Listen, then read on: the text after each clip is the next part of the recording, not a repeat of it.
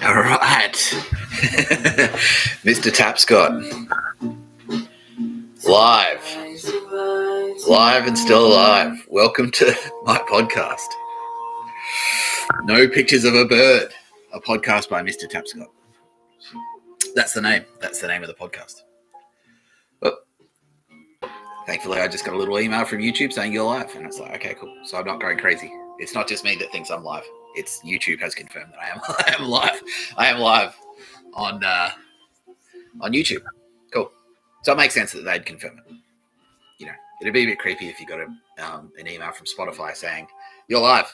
You're live on YouTube. We're just letting you know that we know that you're live on Spotify. That's no. See, that's why we have corporations to look after us, because otherwise we'd fuck it up like we're idiots. Anyway, got my because I know this is going to come up in the Q&A. What am I drinking? Not drinking Kool-Aid. That's for hey, there you go. There's a corporate reference for you. Since we're talking about corporations, I'm drinking a hot cup of realizing things, and it's black. See that? Yeah, I picked this cup specifically. It's thematic, you know. Originally, I had I wanted to go for a white. Oh, for fuck's sake. That's annoying. Yeah, so I just got an email from 7plus. It's obviously a phishing email. While I'm live. So 7plus just sent me a phishing email. Like live. Is that smart? I don't know. I don't think so. Like committing a crime on live television. Is that the smart way to go? I don't know. I would have said no. I'm not a crook. I was pretending to be a crook, but I don't know. I would have thought. See, this is great. This is they've played right into my hands. It's perfect, because I was like, how am I gonna bring up? Because I wanted to talk about dumb fucking idiots. Who, even though I've said multiple times, like I'm a cop, I'm a police officer with the AFP. They walk in front of me and go, "Hey, I'm a crim. I'm committing a crime in front of you." I'm like, I fucking told you. Like, I told you I'm a cop. Why would you fucking... Traditionally, robbers want to run away from the police. The police are the pursuers. I played cops and robbers when I was a kid. Maybe I was playing it wrong. But the idea of cops and robbers was the robbers run away and the police pursue them. It's a police pursuit. So in that scenario, like if you say there's a police pursuit, it's implied that the police are pursuing someone else. So, but maybe that's legacy. That's like those days are gone. Those days are gone, where the police have to chase their suspects. Now, I just walk around. They're in front. Hey, and I say to them, like, you know, that harassing me, that's like 2 years in jail. You get that. Stalk, harass, intimidate. 2 years you can do for that. Just for going, hey, just for sending me a fucking phishing email. Actually, no, that's not just stalk, harass, intimidate. There's a few crimes wrapped into that. While I'm live on live on fucking YouTube. Unbelievable. Anyway,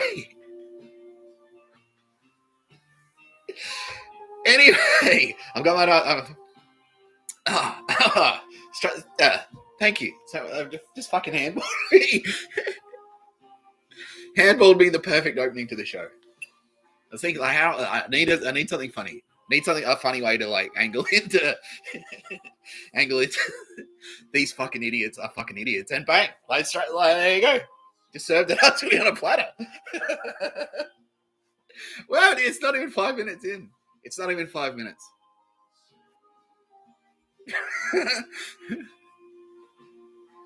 Okay, I'm going to start with a few channel updates. Perun does his at the end. That's his prerogative. He can do that.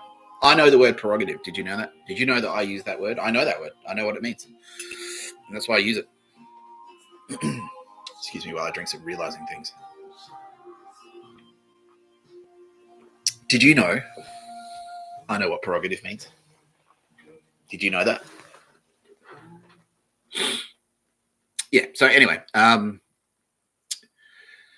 optimization. So basically, like, I wanted to kind of formalize the format a bit more. So on a TV show, like, they'll always have, so people don't get kind of lost And it's to formalize it, and it's so people like, because you want to make sure that there's a familiarity, and so that's why it's the same every time, so that the viewer audiences roughly know what to expect.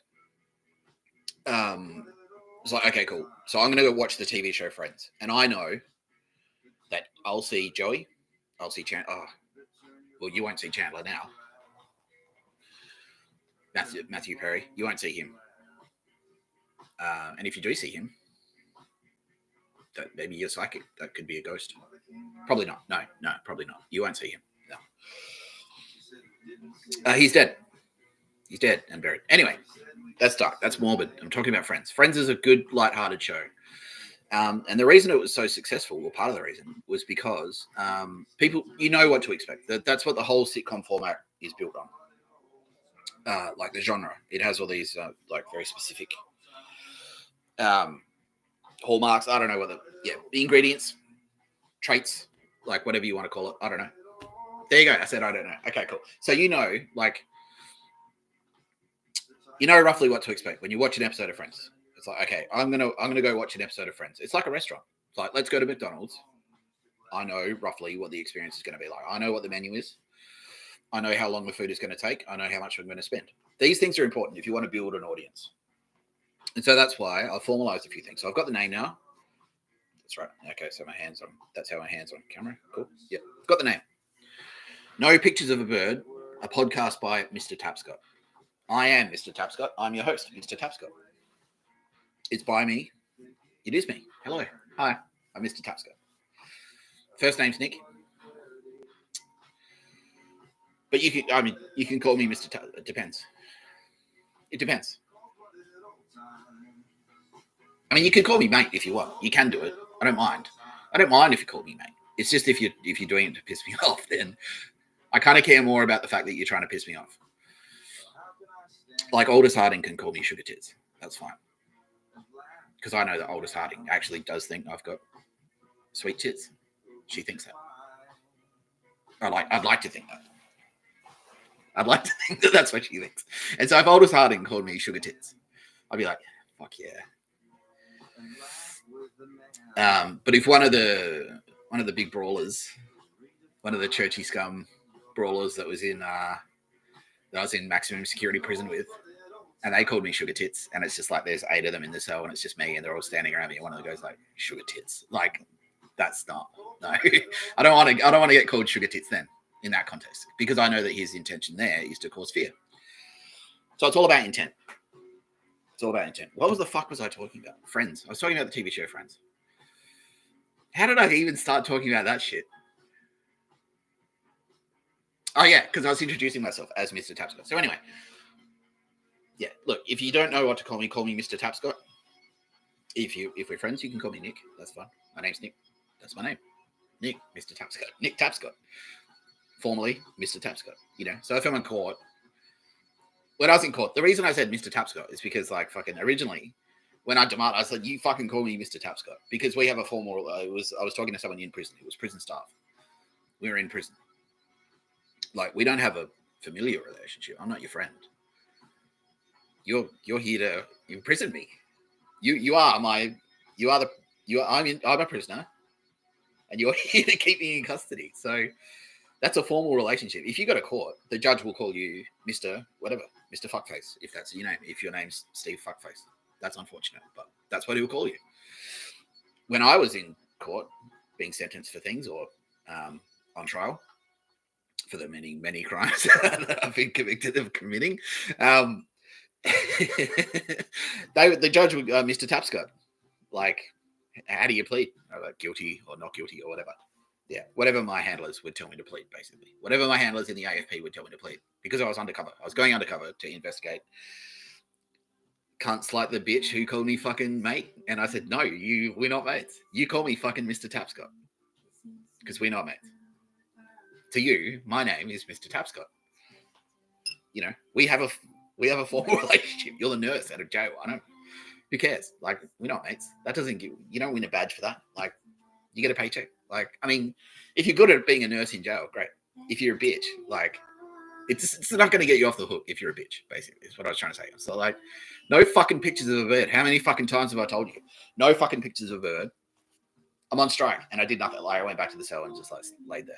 They're like, "Why aren't you going to come out of the cell and like do magic tricks for us or some shit?" Like I don't know what they're expecting me to do. I'm like, nah, not even watching TV because I fucking said no pictures of a bird, and I'm in jail. And there's pictures of a bird in jail. You make me find a fucking book in the library that says hope. Whose campaign slogan was hope? So anyway. See, I fucked it up already. Anyway, I was talking about the format. So I'm trying to get a more formalized format so that when you come onto a live stream or watch a video or listen to a podcast, a pre-recorded podcast of No Pictures of a Bird, a podcast by Mr Tapscott, you know roughly what you're going to get. And part of that is kind of like the structure. So even Today Extra, like if you watch Today Extra with the lovely Sylvia Jeffries, if you're watching that, you know, even if you are Sylvia Jeffries, she knows what to expect. She's on. Yeah. Hey Sylvia. Hello.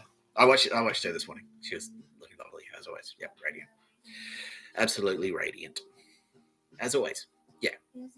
Yeah. Anyway, I'm not going to spend too much time on Sylvia because we'll be here all day if I start talking about how lovely Sylvia Jeffries is. We won't get anything done. I'm bad enough as it is. Hang on. I'll have a sip of realizing things.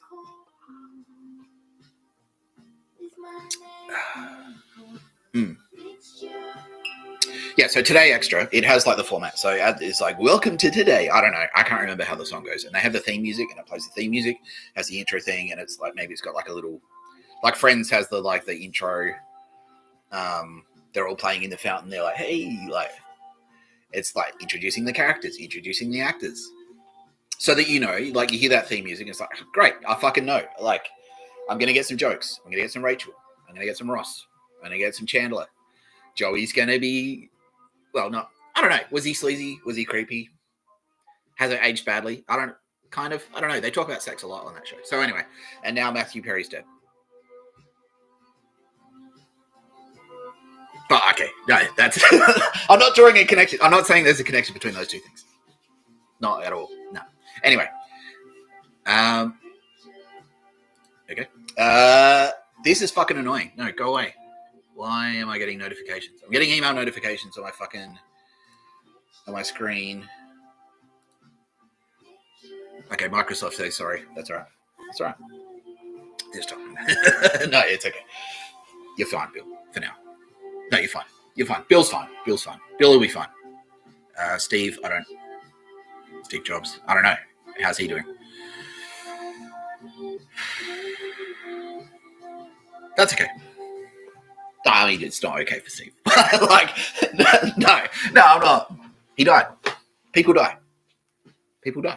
Anyway, Matthew Perry died. That's why we're talking about Friends. No. Okay. No, that's not why we're talking about Friends. But those two things are true. They're true. They're both true. Matthew Perry died, and I'm talking about Friends. Oh shit! You can start to see how bald I am. Fuck. Okay. Comb over is okay. Comb back. It's more accurate, but it's holding. It's holding. It's like the shields of the Superstar Destroyer. Shields. Look, we just lost our French deflector shield. That's what that is. It's my deflector shield. Like, don't lose that. I'll be fucked. Sylvia will never talk to me.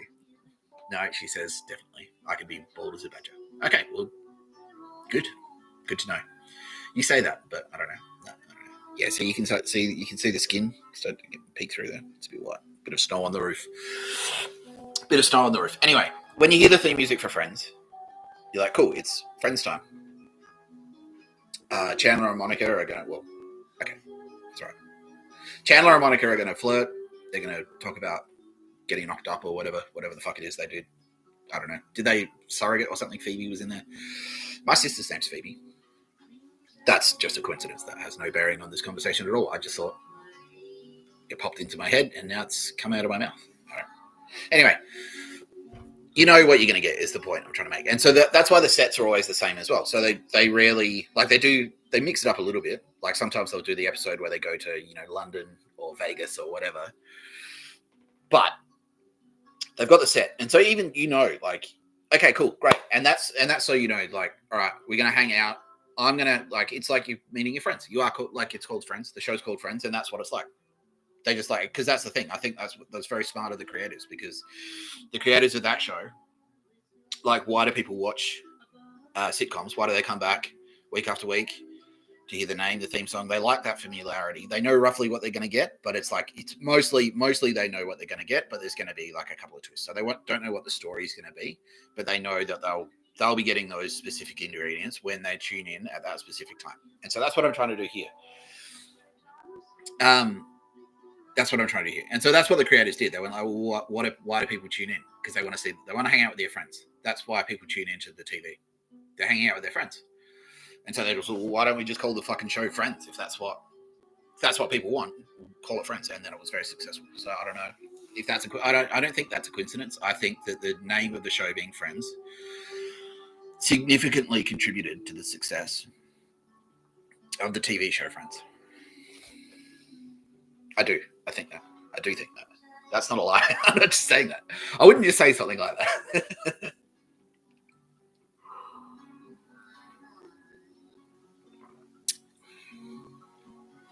Oh, just in case. Oh, yeah, because not everyone's a fucking deep cover intelligence agent. So realizing things is actually coffee, everyone. This is coffee. I'm drinking coffee. It's not actually called realizing things. That's a code. I just used the code on you. That's Spycraft.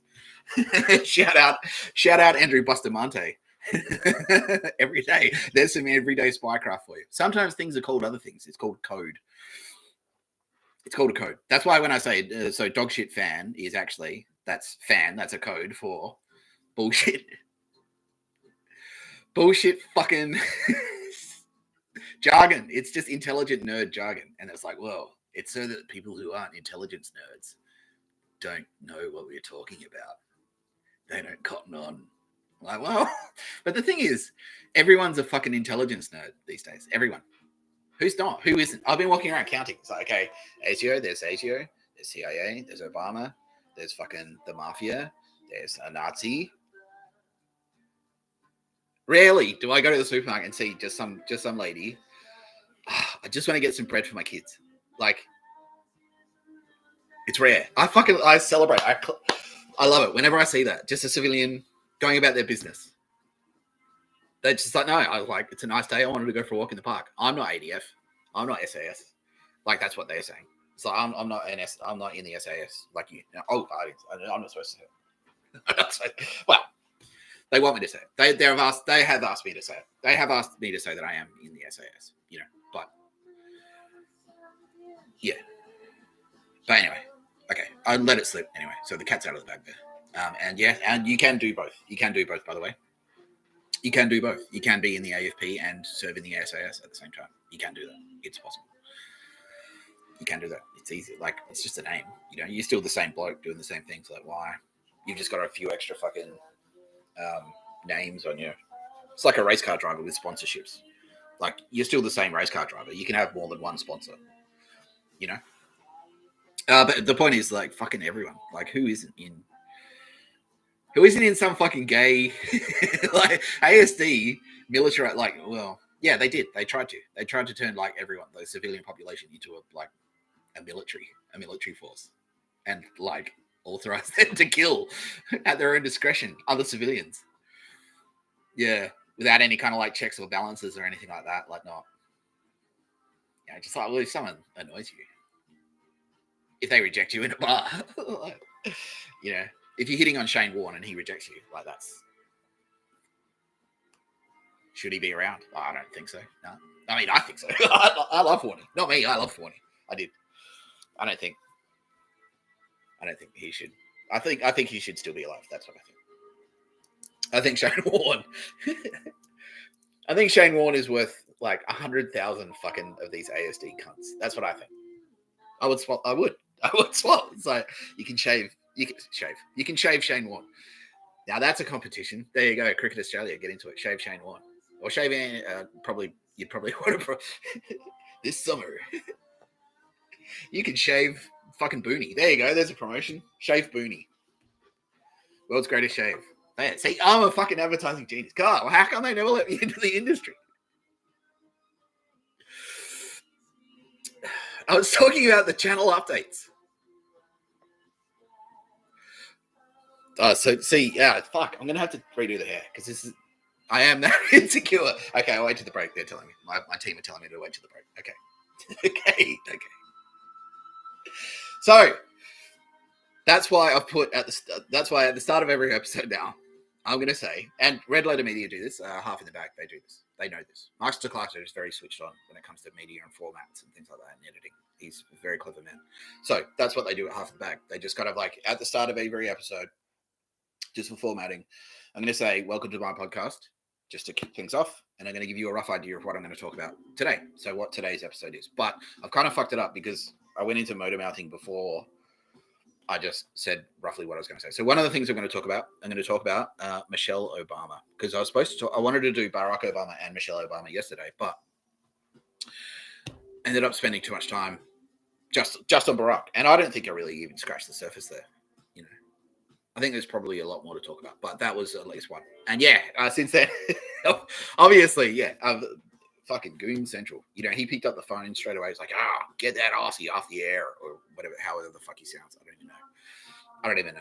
He's probably smoked a ciggy. If he still smokes, does he still smoke? I don't know. Sound off. How many viewers have we? Oh, no, hang on. We'll finish this bit first. So anyway, yeah, today I'm talking about Michelle Obama.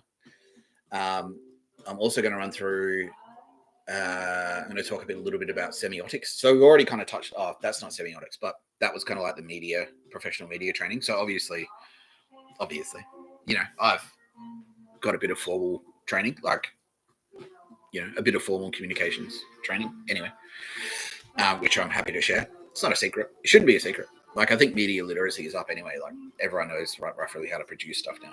Like, so yeah, I'll be talking a little bit about semiotics. There's a couple of examples of things I wanted to talk about there. And also later in the episode, I'm going to talk about things I can't remember. Got a whole thing planned out about things I can't remember. Okay. But so those are the three things today. Plus Q&As. So 4 things. So that's the number that's how many people the guy murdered who was on the line, the Obama nerd. He murdered 4 people. So, okay, we're great. I can confirm. Obama nerds are in the audience, not the 4 murder guy. Not him. We won't come back. He's contacted FBI. He has. Yes, I fucking flipped him. You saw it. It was on this fucking video. That's how it works. That's how, yeah, I just talked to him. Like, dude. Yeah, and another quick update. Bill Burr said, I just said dude. Bill Burr says dude. Dude. Hey, dude. So Bill Burr said it's okay for me to say plow ahead.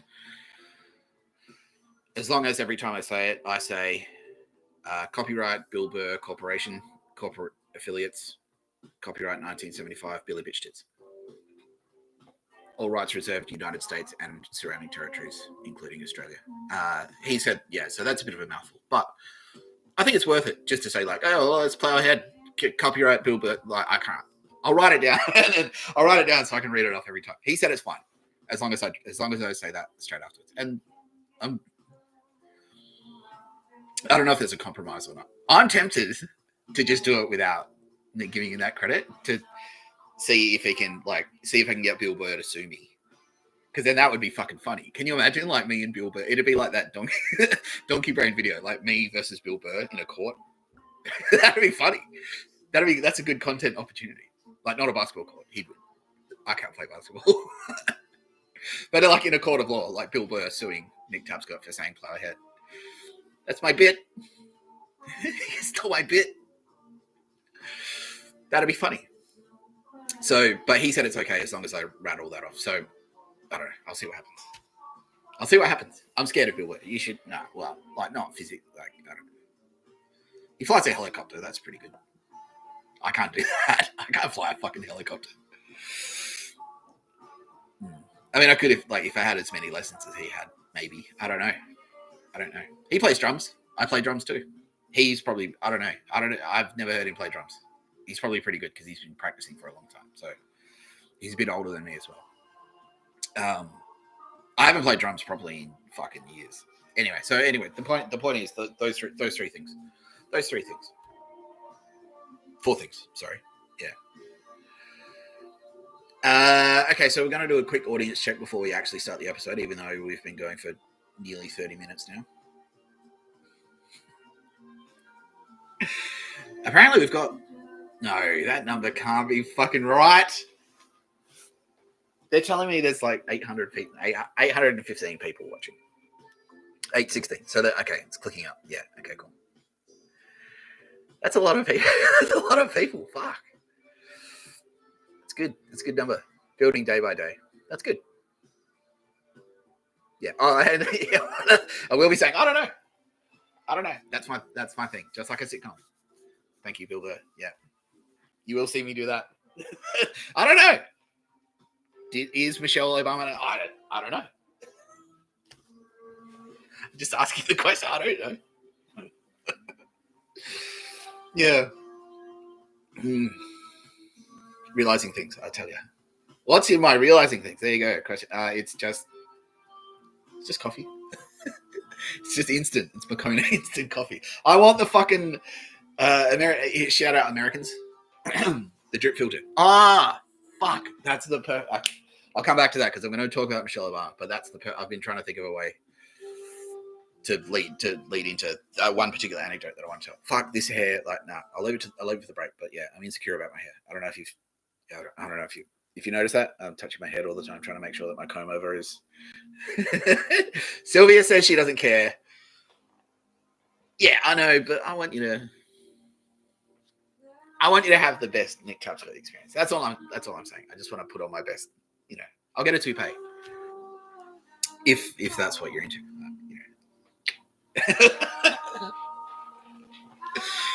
Yeah. Okay. That's enough life floating. That's never enough. Okay. That's all right. So we got 8:25 now. Okay. 8:20, 8:27. Great. Any bad guys in the audience? Yes. How many bad guys?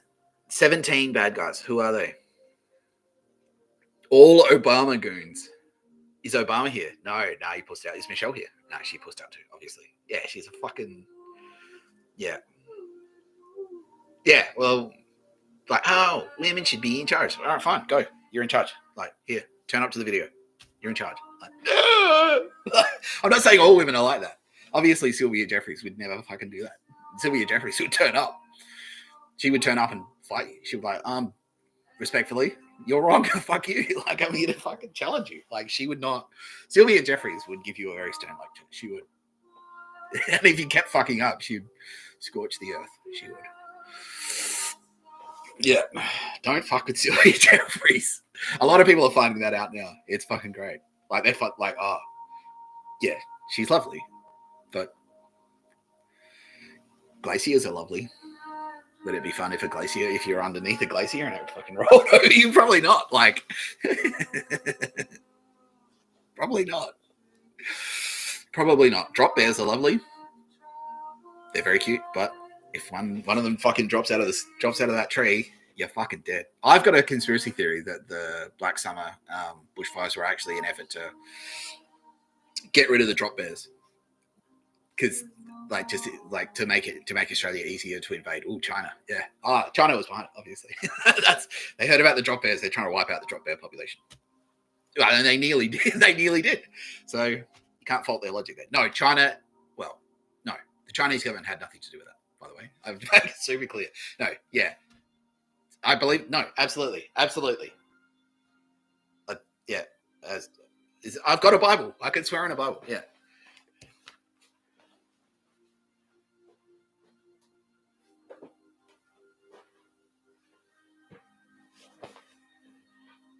Yeah.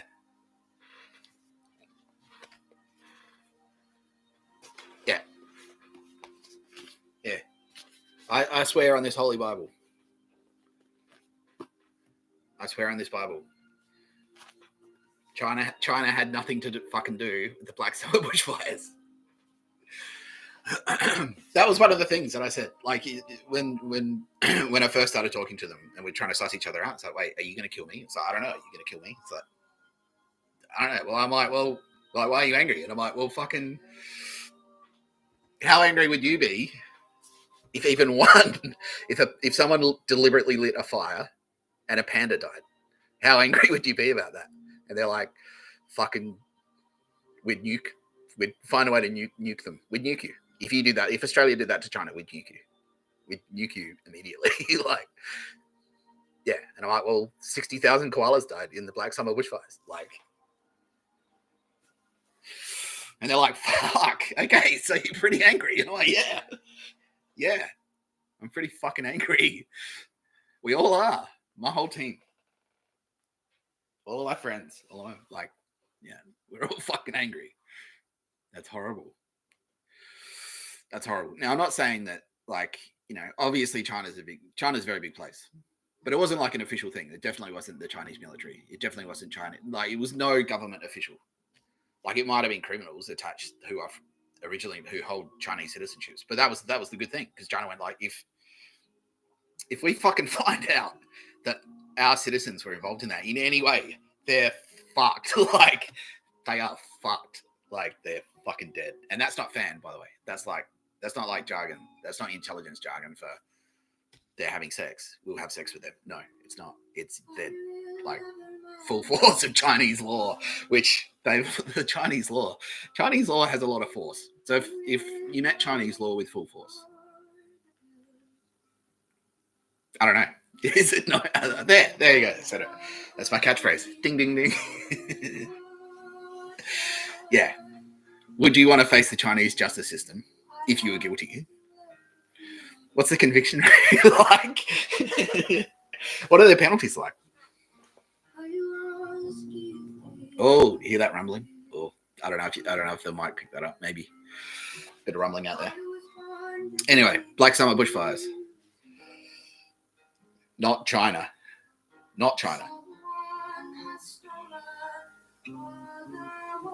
Realizing things. Oh, it's getting cold now. It's getting a bit colder. That's right. Okay, I'm going to move on to the first thing that I wanted to talk about. So, okay, I think I've got it. So, need to make sure that while I do my clicking, doing a bit of clicking, because it can be boring if you can't see what I'm clicking on. Oops. Every time I go to share the screen as well, there's a big white button that says end stream, and so it's only a matter of time before I go, all right, share screen, like a boomer, like the boomer share screen, and I end the stream. And it's like, they got him. Fuck, drone strike. No, that won't happen. That won't happen to me. Anyway, that's what everyone says. I won't get drone strike, and then Obama. Yeah. Yeah. Okay, share screen. Oh, for fuck, look at that. What a mess. Okay. Share. Okay, just double coming back to you. Okay, great. Yeah, there we go. All right. There we go. Okay. So, here, look at this. So, okay, my lawyers are saying it is okay for me to say I studied communications at the University of South Australia. Now, it's a little bit, it's a bit of, and I can talk about the controversy surrounding that. Roughly. I can't, look, I can say that it is controversial. I can't say why it's controversial. But anyway, there's a bit of controversy surrounding that. You may have heard it. You may have heard that. But anyway, I did. It's fact. I can prove this. I do have I can get access to the fucking transcripts. I was a terrible student. A lot of failed a lot. But I did learn stuff. I learned stuff because this is how noble I am. I'm going to spin it around. So, because I thought the value of an education was the knowledge. That's what I thought. So, who cares if I learned the thing? What does the grade matter? It's all about the grades with you people.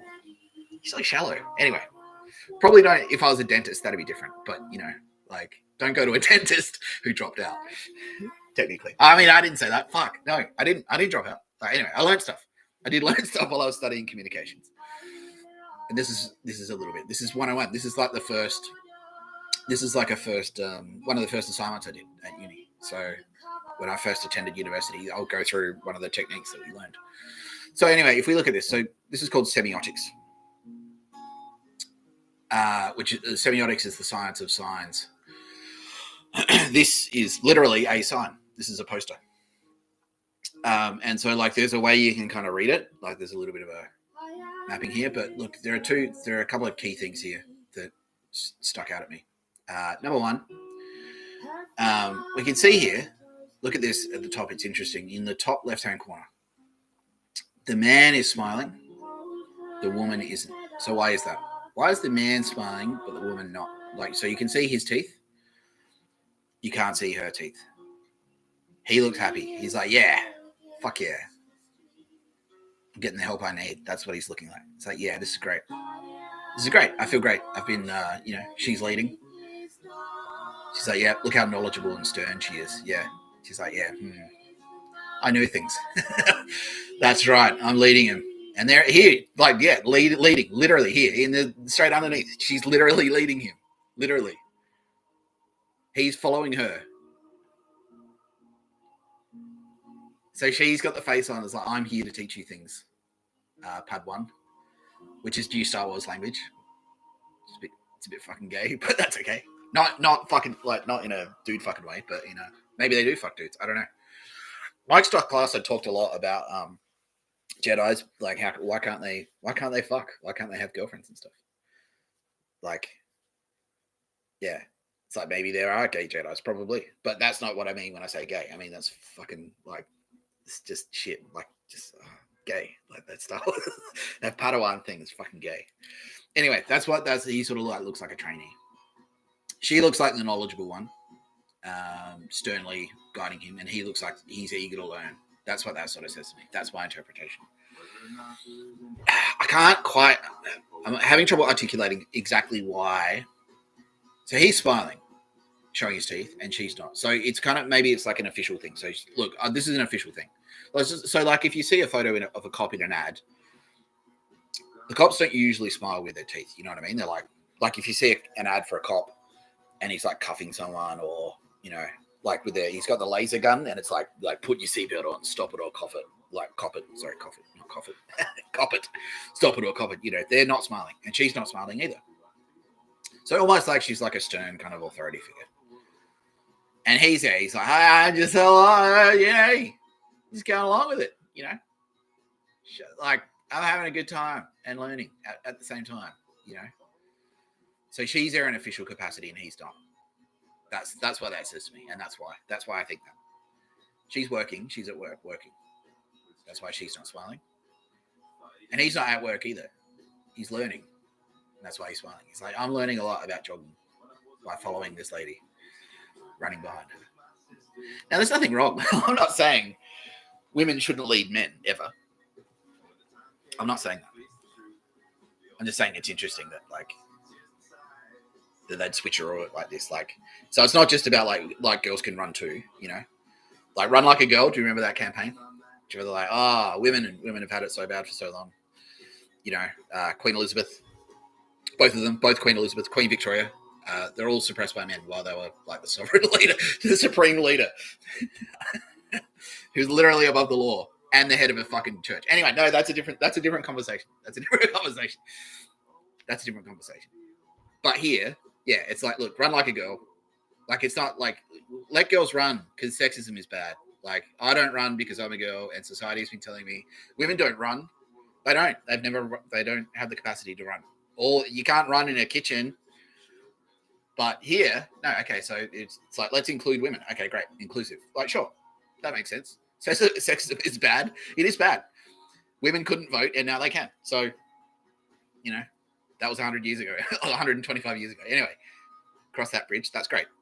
But now it's not enough. So we kind of need to have, like, she knows more about than he does. That's what that sort of says to me. But I don't know. Maybe she does. Maybe she is more qualified than him. Maybe she is. You don't know. It doesn't say in this photo. It doesn't say in this poster that she's more. Well, it sort of does, because she's sort of she's in charge. So that would kind of imply in this poster that in this particular couple, she's in charge. Like, she has the knowledge that he doesn't have.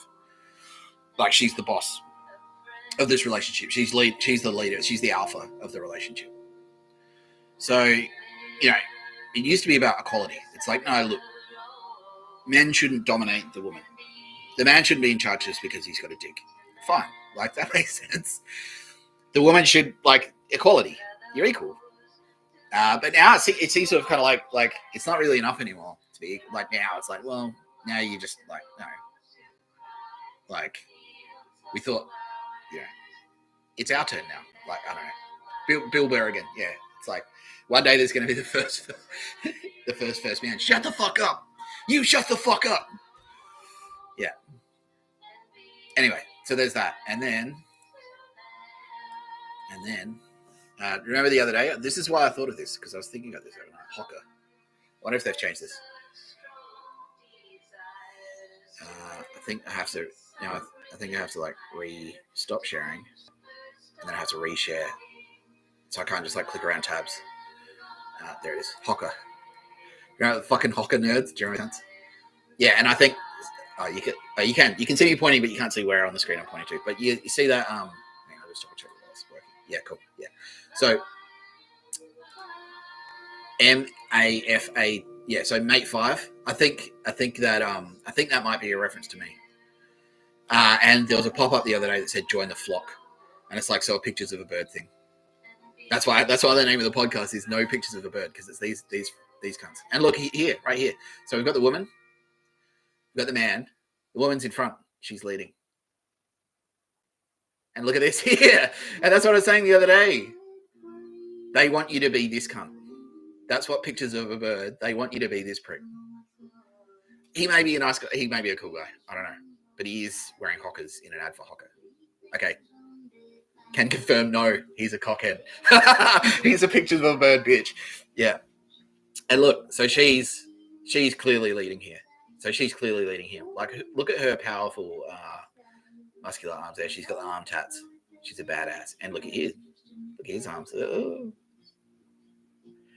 See, he's like now. It's like it's not like so. Eliminate running like a girl. Okay, cool. But no, it's not. That's not enough to just eliminate it. To just equal it out. Now it's like no, it's your turn to run like a girl. You have to now run like girls. Interesting, right? Interesting. So, isn't it weird? So, speaking of Obamas, anyway, that's semiotics. There's a little bit of semiotics there. So that's just 2 examples that I spotted just over the last couple of days, and they both involve running. Why running? Why is it running? Why is it always ads for fucking running? Why is that? I wonder if there are other ads where it's like, oh, okay. No, other ads that you see is more about the family. Like there's always like kids and stuff, like family time, kids. So, and that's what I sort of said. That's what I said yesterday. It's like I think the reason that when I took the legal action against Rosamund, where they're like, you have to fuck it. Yeah, all right, I'm gonna stop sharing. I don't want anyone to accidentally buy hockers. Oh, yeah, no, you see, they look pretty cool. They don't. No, fuck. No, don't fall for their tricks. They're trying to bewitch you. They're trying to mesmerize you. Don't get hockers. You see that vein? That's a boomer thing. Like, I'm getting angrier. Look at the big vein in my head. I can't. No, let's see. There it is. Yeah. Fuck. And it just end up like a cartoon villain, like James McGrath in the fucking not James Steve Buscemi, James McGrath, Steve Buscemi in the Telstra ad. You know what I mean? Yeah, it was just on there. Anyway, James McGrath. We're gonna do an episode. I'm gonna do a whole episode on him, just him, because I mean that's what he deserves. That's what he wants. He's up there with the Obamas, looking down on us, from his high place. Okay, home detention. I'm being told. All right, good. They told you not to leave the state. Okay, cool. I can talk about him. Yeah, it doesn't matter. I can talk about him.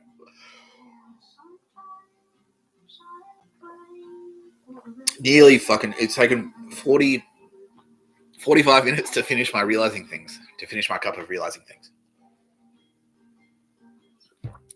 That's all right. It's good content. It's all good content. So I was talking about Rosamund. So, fuck. Okay, it's okay. I've been told it's okay. Okay, it's okay. I wasn't talking about that. Hypothetical, the artist, Rosamund, was a very successful artist. Anyway, that reminds me, on an unrelated note, completely unrelated. Remember yesterday I was talking about how, when I was talking about Obama, how I ended up getting on his radar. And one of the things that I did was take legal action against a certain cafe in Fitzroy for saying, because the boss said to me, if you want to work here, you have to have a girlfriend. And I was like, no. And I explained the rationale why. It's like, I don't think so. I suspect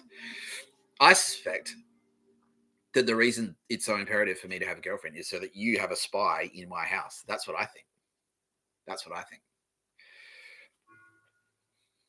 I scratch my head strategically. Yeah, I do that. I literally do that. Like, yeah. I didn't intend to do it. That wasn't intentional. I just scratched it and went, I'm scratching my head. Like it's a real head scratcher. But yeah, realizing things. There you go. Yeah, coffee. Yeah. I was a coffee shop. Okay. Wow, crazy, man. The universe is crazy. Oops. Yeah. And now, like, we're seeing ads, like, openly saying, like, women lead. You report to your woman. She tells you what to do. Like, literally. Like you're in the military. Like. That was, and yeah. So also, and leading up, there was actually a bit of so there was. Okay, I mean, let's do Q&A for 15 minutes, and then I'm going to take a break, and then I'm going to come back, collect my thoughts a little bit, and then I'm going to keep talking about what I'm talking about right now. Okay, cool. Okay, so how many people? Let's do a crowd check. How many people have we got in the audience? No, over 900. Okay, so it flattened out a little bit. That's okay. That's good. 998. Okay, we just hit the ton. Yeah, so 1,000 people. Over 1,000 people here. Cool. That's cool. That's good. That's a good mid-sized venue. Yeah. How many fuckwits? Still the same 17 Obama nerds. Okay. All right, here we go. We'll do some live space matching. Out of the 17 Obama nerds, how many of them are murderers? 6 of them. How many of that 6 just shit their pants? All of them. All 6. All 6 of them just shit their pants at the same time when I said that. It's like 6 of them are murderers. Are they watching like together, like in the same room? Some of them are. Like, yeah, okay. Are the murderers all watching? Yes, they are. Okay, that's why. So they're a terror cell. They're a terror cell that's turned up. Like I was saying at the start, it's like you're supposed to run away. You're supposed to run away from the fucking police. But you've turned up to me. You've come to my address. Hey, cops, right here. Hello. The cops are going to be here. Oh. Hello. Hey. I've killed people. Like, what are you doing? Okay, I mean, don't stop. I mean, keep doing it.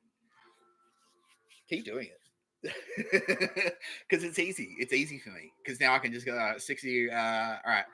So out of the 6, like all contact poison murderers, all of you, fucking cowards. Oh, there's something like, say what you will about knife killings, like, because that was sort of what they were trying to set me up to be. That was why I was going undercover to be like indoctrinated as a knife murderer, to stab people to death, with a knife crime and whatnot. And that's why I had to very specifically commit knife crimes to get myself thrown in jail, so that it was on my record, so they could see. It's like, okay, cool. The plan's working. He's carrying knives. He's using them. It's only a matter of time before we can trick him into stabbing someone to death for us. Anyway, so all of these, they've all dropped. They've all left. They've all left. What about the rest of the Obama nerds? They're starting to drop off too. Only four left.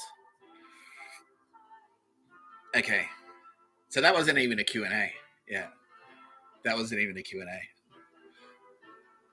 They may as well have been like, Nick, can you bust me like in public? It's like, sure.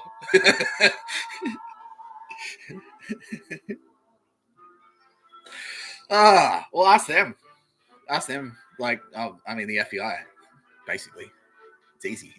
Like, yeah, it's easy. We've had them under surveillance for years. We've got our own lists. We target people too. Like, I don't feel bad because our motives are we're the good guys. Good guys carry guns, bad guys carry guns. If you want to, I know this is going to piss a lot of people off, but it's not the only way. That's the thing. It's not the only way to stop a bad guy with a gun is a good guy with a gun. But you don't want to be a good guy without a gun if there are bad guys with guns. Like, you want to use the same. If they're using things, you need to use them too. If they've got guns, you need to have guns. Like, if you're fighting if the enemy army have guns, you're not going to stand there and go, you know what? Maybe we hate them because they've got guns. Maybe we shouldn't have guns because that makes us better than them. It's like, nah, you should probably get ready to defend yourself. If the Nazis are coming and they've got guns, you should probably get a gun. I'm not saying you personally, you, the viewer, in general. I don't know, like, just don't do anything illegal, is what I'm saying. Like, don't illegally procure a firearm and shoot people. Don't do it. Just don't do it. Don't. It's better. Like, okay, there's a bit of general advice. Like, please don't take the law into your own hands, because that's sort of what we're fighting. Is people with that attitude. It's like, well, I think he deserves to die. It's like, what? Why? Because Steve-O said so. Like, well, who the fuck is Steve-O? Why are you killing people with poison? Why did you murder him? Why did Steve-O want him dead? It's like, and then it turns out Steve-O just wanted his hubcaps. Like, you know, it's like, it's a war. We're an army, China, because China. So, nah, like you're a terror organization. That's what you are. It's not an army. You're terrorists. You're ISIS. Like, fuck. We have any? Okay. Do I have any questions? Yes. Okay. Cool. Shoot, please. Sorry. Do I like laughing? I should have. Do I need to answer that one? Okay. Do I like laughing gas? Oh, okay. Yeah, that's better. Like, you know, like, is this a reference? No. Do I like nangs? I'm just conferring with my legal team. Okay, they said yes, I can. Yeah. I can say that I do enjoy nangs. Yes, I do enjoy them. But I in no way endorse their consumption for recreational purposes. Don't. Yeah. I mean, I've done it. I liked it, but I mean, you know, use our own risk. Is that okay? Use our own risk. That's okay. Cool. Lawyers are happy. All right, great. Yeah. Yes. Yeah, I like nangs. Yeah, I've done nangs. Yeah, I like nangs. Yeah, poppers. You name it. Pretty much everything except heroin. I've never shot anything up. Because I'm scared of needles. No, no, I don't care. No, I mean, well, I kind of am scared. I'm not scared of like the physical, the tactile thing, but it's like heroin fucks people up. Like, I don't want to be a junkie. I used to smoke like a fucking pack a day, 2 packs a day. I never want to be that addicted to something ever again. Fuck that. Like, now I'm addicted to cocks. No, I'm not. No, I can quit cocks anytime I want. I can quit smoking cock whenever I want. I don't smoke cocks. Fuck, now you smoke cocks. Are you going to marry a cock? Only if Sylvia Jeffries has one, but she doesn't. No, she's going to borrow mine. Okay, that's great. Can you? Oh, did everyone see that? This is years ago now. Stephen Colbert married his own hand because he's like, masturbation equals being gay, and it's like, if you masturbate, you're cheating on God. God owns your body. This is the logic of no. So he was parodying someone else. God owns your body. He owns who you fuck, which is not true. No, absolutely not. No, you own you own your body. It's your gift. It's you. It's yours. It's your body. Use it to have sex however you want, as long as it's legal and consensual. But anyway, someone said to Stephen Colbert. Someone in the media in the US said, God owns your body, and therefore, if you masturbate, you're cheating on God. You're committing adultery on God, on Jesus specifically Jesus Christ. So Stephen Colbert was like, well, I don't want to live in sin. So he married his hand live on air. Pretty fucking funny. Pretty funny shit. And then there was another one. It was like masturbating equals being gay, and it's like, I don't think so. I'm pretty sure like gay guy. I'm pretty sure fucking if you're a dude that fucks a dude, that's what makes you gay. Like that's gay. But maybe it like maybe that was the logic. It's like you're a dude and you're having sex with yourself, and therefore, if you're a dude fucking a dude by masturbating, but because that is okay. I see the logic now. Because if I jerked off a dude, if I whacked off a dude. that would make me gay. So I'm whacking myself off. Do I have to do the hand? Okay, that's a good question. I don't know. I mean, show of hands. Who wants me to... Oh, it's about 50-50. Okay, I don't want to. Nah, I don't. That's too divisive for this audience. Then, you know. And we've got more people. 1,200 now. Over 1,200. Over 1,200. So, okay, people are interested in the Q&As. Why? So you know what I drink? Like, do you have a crush on Sylvia Jeffries? That was your next question? Fuck. Yes. Who doesn't? Again, my answer's the same. My answer is the same. No, actually, I thought about it overnight. No, I'm over it. I'm over it. It's changed since yesterday. It's Sylvia fucking Jeffries. It's Sylvia. Who doesn't have a fucking... If you don't have a crush on Sylvia Jeffries, even if you're a woman, come on. Even if you're a head in a jar, even if you're a eunuch, even if there was some kind of horrible combine harvester accident where you lost your fucking all your genitalia, it's like whoosh, you were chemically castrated somehow. I don't know. You accidentally put your dick in a fucking microwave and lost the capacity to detect like who's hot and who's not. You still have a fucking crush on Sylvia Jeffries. Because it's Sylvia Jeffrey. Like, what more do I need to say? Like, go to fucking Today Extra. What? Who's the hot one? Oh, it's Sylvia. Let's listen to her talk. Oh, she's nice. Okay, she's smart. All right.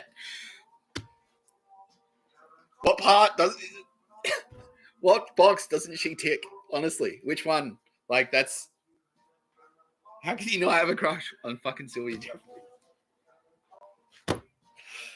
Come on. Oh, goodness me. All right. Do we have any non-Sylvia Jeffries related questions? Who's my favorite band? Okay, that's a good one. It's hard to pick a favorite. I like them all. I do. That's that phrase. I like them all. I like because it reminds me of that ad with Poe in it. And she's like talking like, "Do you do it your way?" The rice, and they used to play it pump it over and over and over again on free to air while I was in jail. Ugh. Anyway, I Hate God. I think I Hate God are my favorite band.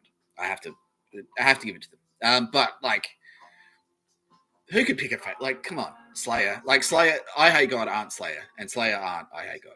Slayer can't do what I Hate God do. I Hate God can't do what Slayer does. But I fucking I hate God. Like I can't just listen to them. Oh fuck, amazing, so good. Just the whole thing. Everyone else in the world, it's like, nah, you need to be fucking fast and you need to be super precise. And I Hate God, it's like, nah, like we're gonna do the opposite. We're gonna do slow, and like the drummer's gonna be slightly out of time, but like, and you listen to it, it's like, what are these guys on fucking? How drunk are they on bourbon and incest and fucking like heroin? Like, oh, dirty heroin, but like so powerful, like so visceral. You can tell it's just like pure fucking. There's no gap. There's no Mikey's vocals. There's no contrivance. When he screams, that's what he sounds. That's him, literally screaming. Every time he screams, every time Mikey from I Hate God screams, that's him actually screaming. That's not him. That's not like an actor. That's not like an actor like going on a stage and going like, okay, yeah, and action, like and then he comes off stage. He's like, okay, that was me pretending to be angry. That's Mikey actually like, fuck, every time. So good. I Hate God. Look him up. I'm not going to play him again. I tried to play them yesterday on the live stream, and I got a copyright strike, and then I had to sit up. I'm a little bit tired today. I had to sit up a bit later, editing out the music that I tried to live stream. So the video got restricted, and that defeats the purpose, I guess. So I Hate God, I would say, are my favorite band. But I mean, like, Oldest Harding. Yeah, I love it all. I really do. I really do love music. Like, you can't just have one. You can't just like one thing. Like, if you're a gardener, Like if you get Costa, Costa with a big beard, and you say to him like, "What's your favorite plant?" He's going, fucking like depends. Like depends on the fucking yard. Depends on the time of year, the country. Like he loves it all. He's like, fuck yeah, plants, fucking plants. I love them all. I fucking love them. Fucking love them all. And that's me with music. Like bands. Yeah, fuck it. Unless they're Metallica. I fucking hate Metallica. It's easier just to say which band I hate the most, and that's Metallica. That's clear cut. Fucking hate Metallica. We're going to do a few more questions because I'm talking too much shit. Okay.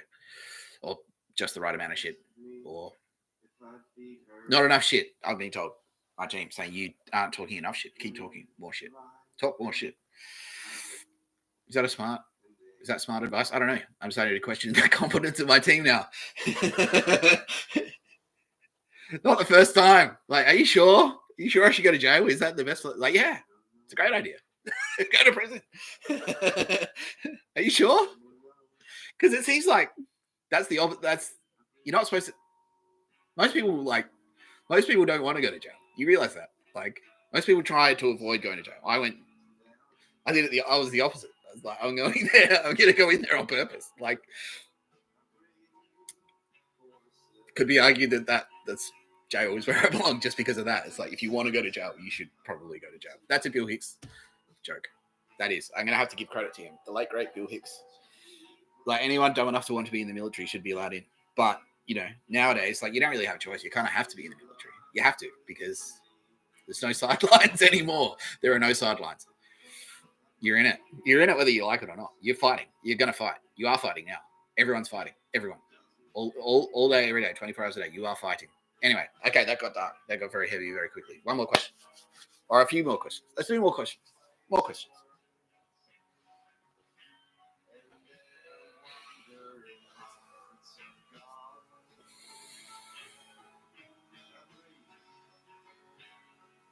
Any non-Sylvia Jeffries related questions? Because I don't want to unfairly single Sylvia Jeffries out, and I don't mean unfair to her. I mean it's unfair to everyone else I'm in love with deeply. Like older starting, she doesn't mind. Yeah, she loves Sylvia too. Okay, that's cool. That's nice. That's very nice. That's very gracious of you, Alice. But then again, you are a very elegant lady. So here I go again. Fuck. Like, what was jail like? Like, that's, yeah. It's probably easier if, because these big broad answers, like, I'm going to, like, why is Obama a cunt? Like I'm doing, that's the point of the video. Like, why do I hate Michelle Obama? And so, like, if it's totally like what was jail like that's like that answer is like too huge. So it's probably easier if the question is like kind of more specific, like, am I wearing underwear? The answer is yes, I am. Yeah, no, it's pretty boring. That's pretty one. That's just one I came up. What's my workout routine? Okay, that's a good one. Ineffective. That's what my workout routine is. I've got the tactical gun still. I'm working on it. I just do chin-ups, honestly. If you do chin-ups or pull-ups, so I alternate. So some days I do chin-ups, like that way, and some days I do pull-ups, so that way. And like, it actually does your entire, like, it does your whole back, all your arms, a bit of your chest, your shoulders. It does everything. So just that one motion. If you can lift your own body weight like that and do it a couple of times. And I just do like, I find the pull-ups are a bit harder than the chin-ups. So I do three sets of that, usually about 5 reps per set. And then I do 2 sets of that, usually about 3 or 4 reps per set. And then I just keep it like, and I try and do that every day. So I'll go for a walk. There's a bit of a walk involved. It's like maybe like a kilometer and a half away. So I walk to the exercise. I walk to the gym, the outdoor gym, the exercise station in the park, and I just do some chin-ups, and then I walk home. And that's my exercise routine. For now. But in the past, like, I have like the poor man's exercise. Like, if you want, like, the only thing I'd recommend is that you find like what I did, like in a perfect world where I was God, apparently, or whatever. No, I'm just fucking. I'm dissing myself. I'm allowed to do that. yeah.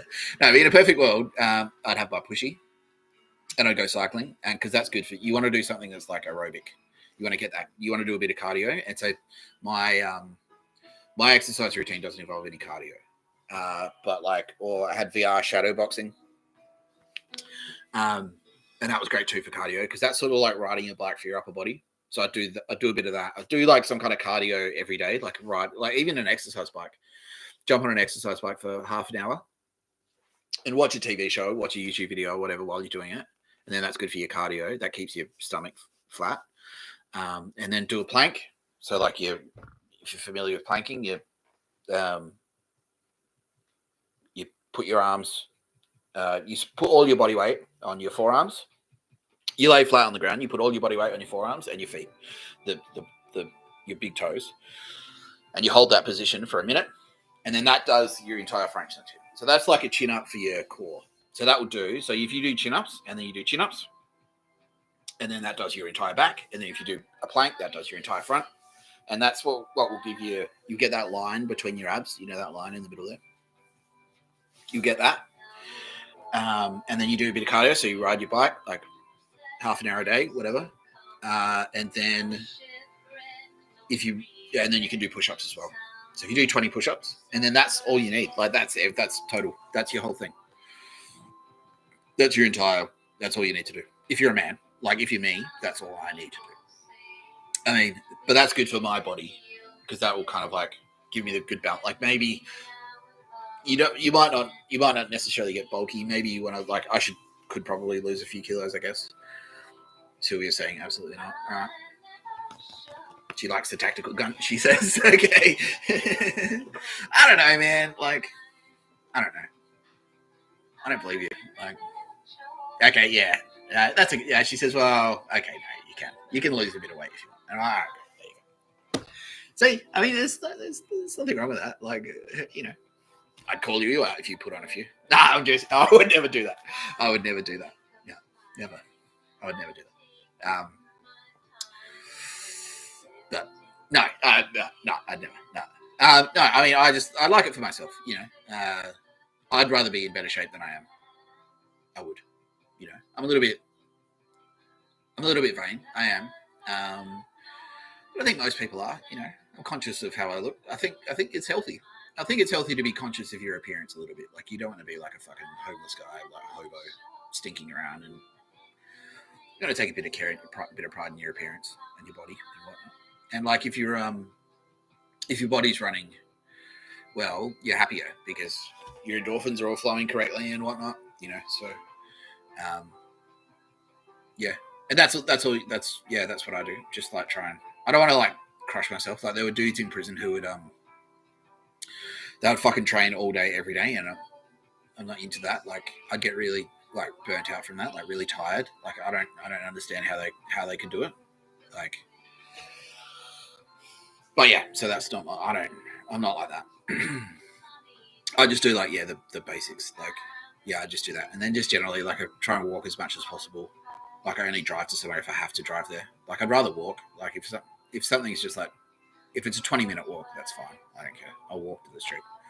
I walk a lot. I really like walking. I am, son of man. That's his whole thing. That's my whole thing. Yeah. Anyway, yeah. Thank you. That's a good question. Any further questions? What is on top of my fridge back there? Okay, it's just a bit of food stuff, to be honest with you. I can show you, because it's really nothing that exciting, but you might even be disappointed. But no, I will show you. Yeah, okay, my team is saying please show them. Okay, great.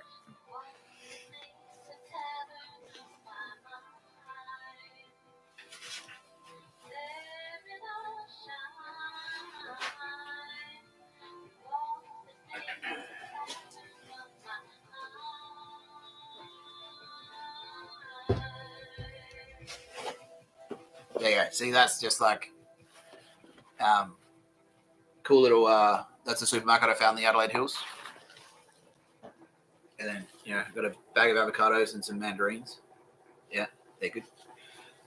And then I've got some Waterford's mineral water, and that's it. That's it. And then there's like half a bag of muesli up there as well. But, yeah. All right. That's that. And that other pack up there, that's apples. That's some apples. Okay, was that a stinky way to get me to so you can check out my body? I don't look that bad. Okay, cool. All right, thank you. I appreciate that. I appreciate that. I have a nice ass. Okay. Like, I can't see my own ass, so that's actually that's valuable. That's valuable data. I need that. That's my blind spot. It's like, fuck, how's my ass look though? And now I know it's not bad. It's not a bad ass. Okay, great. I am a badass, but my ass is not bad. Does that make sense? I don't fucking know. I don't know. There's the catchphrase. Great. Bingo. Bang. Bam. You got what you fucking came for. You knew what it was like. He's gonna do this. He's gonna say, I don't know.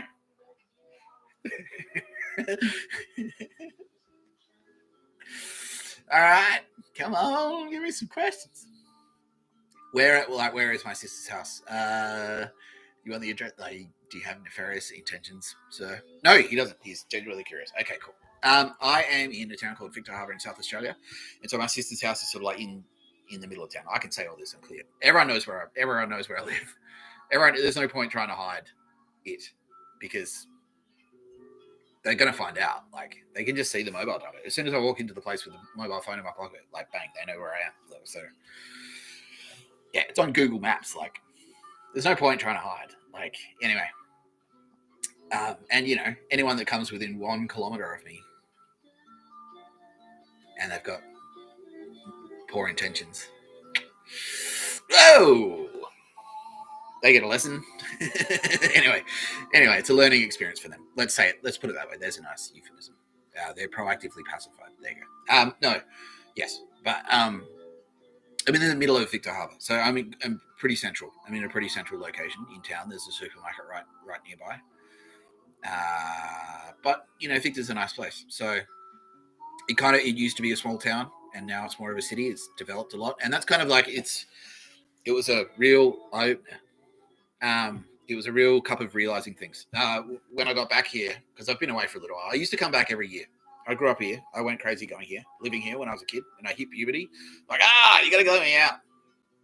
Like Luke Skywalker and Tatooine. True story. Anyway, but then when I got older, it was a nice little refuge. And my family is still here, like my blood relatives, like my dad and my sister. My mum died, obviously.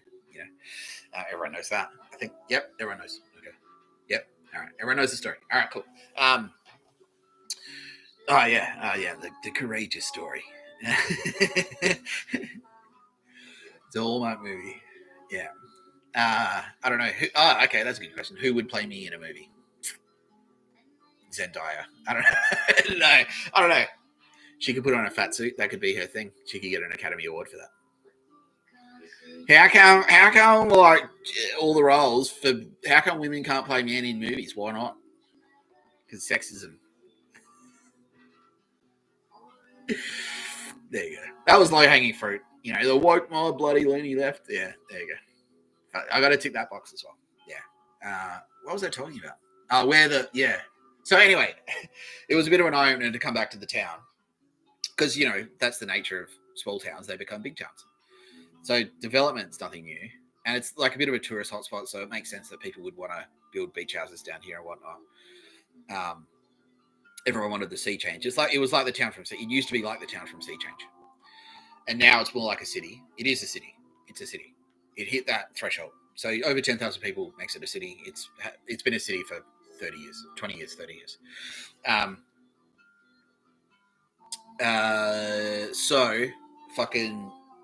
But when I came back, like I used to come back every year, and then obviously, you know, shit happened. I had to go to jail. I had to not come back.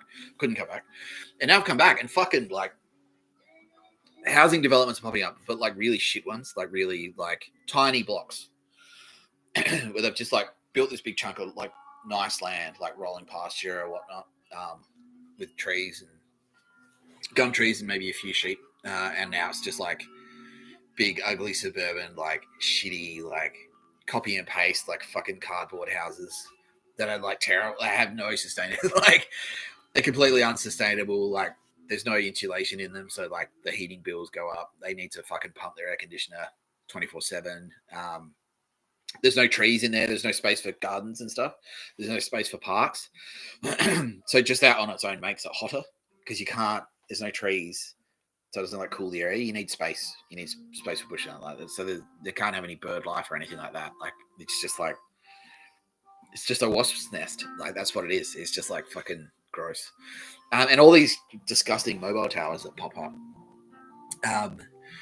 And like, you know, obviously you need some mobile towers, but they all seem to, and they're really glaringly obvious. Like they're like, there was no effort at all made to hide them. It was almost as though they wanted you to see them. So it's like an ominous reminder. We're always watching you. And that is exactly what it is. So, yeah, so 6 or 7 of them have popped up. And I'm like, that's disgusting. So I drove around one day. I took my Mossad phone and I drove around to each of them and took photos of them. And like, there are a couple of instances where like, there's a mobile tower, a normal one that we need. And then there's like, they built one of their shitty ones, like right next to it. The one of the bad guy ones, like, and it's just to say like, we can match you. You know, we're here to count, like just to counter you in the same way, like wherever they build a McDonald's, they have to build a Hungry Jack's, you know, that's what it was. It's just like, look, you can't escape us. And so it's like, wherever you, like there's one right in the middle of town, like right in the fucking middle. So wherever you are, and it's like, it's supposed to be, you know, there should be heritage considerations. Oh, and things like, there are a few like buildings, like there was the library, like municipal buildings. There was the library, there was the police station, there was the town hall, there was the bank, like State Bank, when it used to be owned by the state.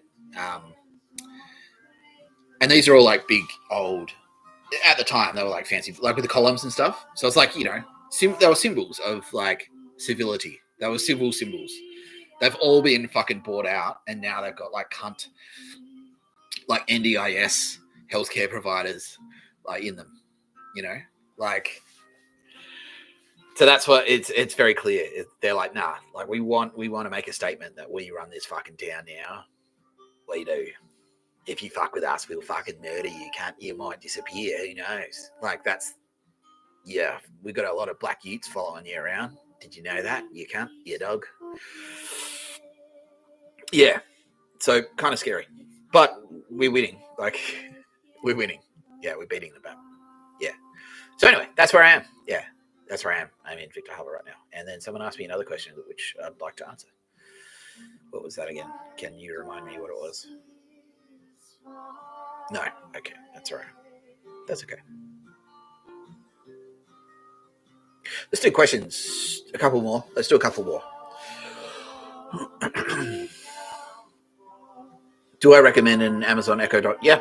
Yep. Yeah, I like it. Yeah. It does. Like, yeah, it seems to work okay. Yeah, does what it needs to do. I like them. Like, I like the smart home devices. Well, you're going to get surveilled no matter what you. Yes. Okay. So, just for our audience, they So I said I like them, and they said, "Well, what about What about security concerns of having smart home devices?" And I'm like, well, whatever you do, you're going to get surveilled. You're getting surveilled. You just have to assume that you're going to be surveilled one way or another. You're being surveilled. See that dryer over there? It's got computer chips in it. They can hack that. They can come in through the power. Like if you plug it into the wall to the power plant, to the power point, they can come into it because it's got computer chips in it. They can put software on the computer chips easily. It's easy. They've been able to do this for years. And then they can use it to listen. They can convert it to a listening device. Like that fridge can be converted to a listening device. The light bulbs. I changed the light bulb. Because the light bulb that they had in there was like fucking a piece of shit. Like literally, like strongly suspected to be a listening device. So I changed it to a trustworthy Philips one. That was like, here it is. And I think Mossad, yeah, okay, they're confirming. Yes, they did. It was a Mossad. Like that's a Mossad device as a light bulb.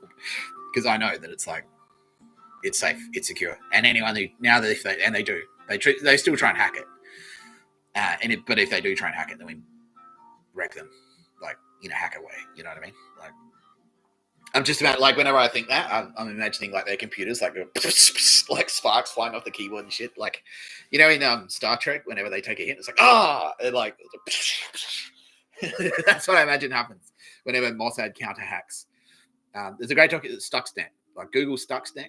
Not now, because you're watching me. Don't stop watching me. This is my thing. Anyway, but later, right, make a note, Stuxnet. That's the same team. The same team that gave me that light bulb are the team that did Stuxnet. So they know what they're fucking doing. Like, you don't want to fuck with them. They'll wreck you. They'll wreck you. They will. But that's what I imagine happens whenever they counter hack someone. It's like they try and time with their computer, they get electrocuted and stuff. Yeah, like Future. How do you like me now? Out of brown. And it sprays coffee in their face. Anyway, yeah, I'm getting ahead of myself. So yeah, long story short, yeah, I recommend smart home devices. Like, it's about don't get it fucking an Apple one. Don't get any of that Apple trash. But Google are pretty trustworthy. Google are pretty trustworthy. Amazon Echo, the Echo series, they're good too. Yeah, I like it. It's a quality product. It really is. It's a quality product. It really is. And it works okay. So it wasn't too much. There wasn't too much fucking around. Like, I'll sign up to this and then we'll send you a text message with the QR code, and then you have to put that on your PC. And then there wasn't too much of that, and it just works. So I plugged it in and it works. Cool. Done. And then it's good because, like, I've got the routine set where I just say, like, I'm not going to say it because it'll arc up and then I'll have to turn it off. But or tell it to stop. And it's embarrassing to do that in public. It's my personal time with Alexa. But if I say, like, Alexa, good morning, it'll read me the news. It'll tell me the weather. It'll say what time it is. When I had my setup in Potts Point, it would turn the lights on. It would turn the lights on that I needed, which is cool. And, like, I programmed it to to Google to detect my phone. So when my phone came back onto the Wi-Fi, the local Wi-Fi network, Google would turn the lights on in my apartment. So I just walk into the room and the lights would turn on. That was cool. Yeah. So I mean, Amazon Echo Dot, it's a quality product, and also the Google Home series, they're quality products as well. And they're good. The internet is good to have. Yeah, because you can Google things like Stuxnet. Yeah. We're gonna go to 1:30 with questions, and then I need a break. So to fix my hair and get a drink.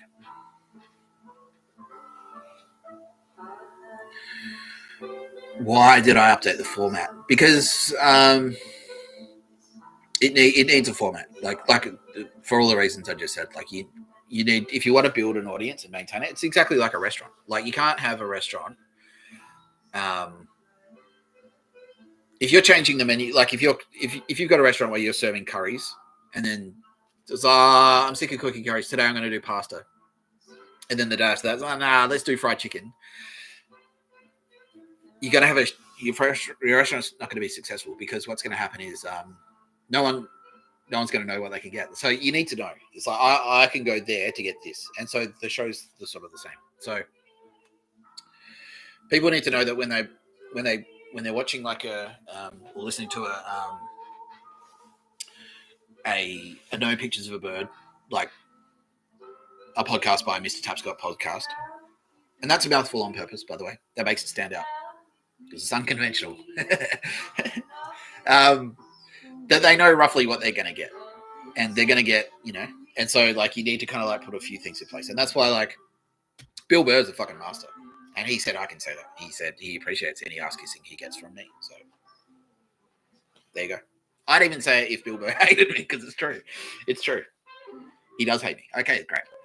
No, he doesn't. He said he whipped me with a towel.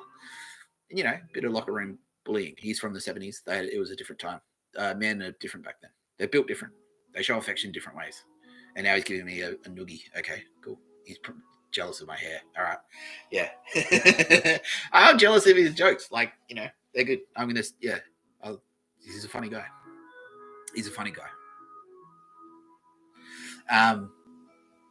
But he's a master, because he has the same, like, he's going to do the live reads. He's going to talk about sport. If it's football season, he's going to talk about football. He's going to read fan mail, So that's why you need to have a few formatting things. It's like, I know, it's like news, like, when you watch the 6 o'clock news, you're going to get news, sport, and weather in that order. It's like, cool. I know what to expect. Like, It's going to be on at 6 o'clock.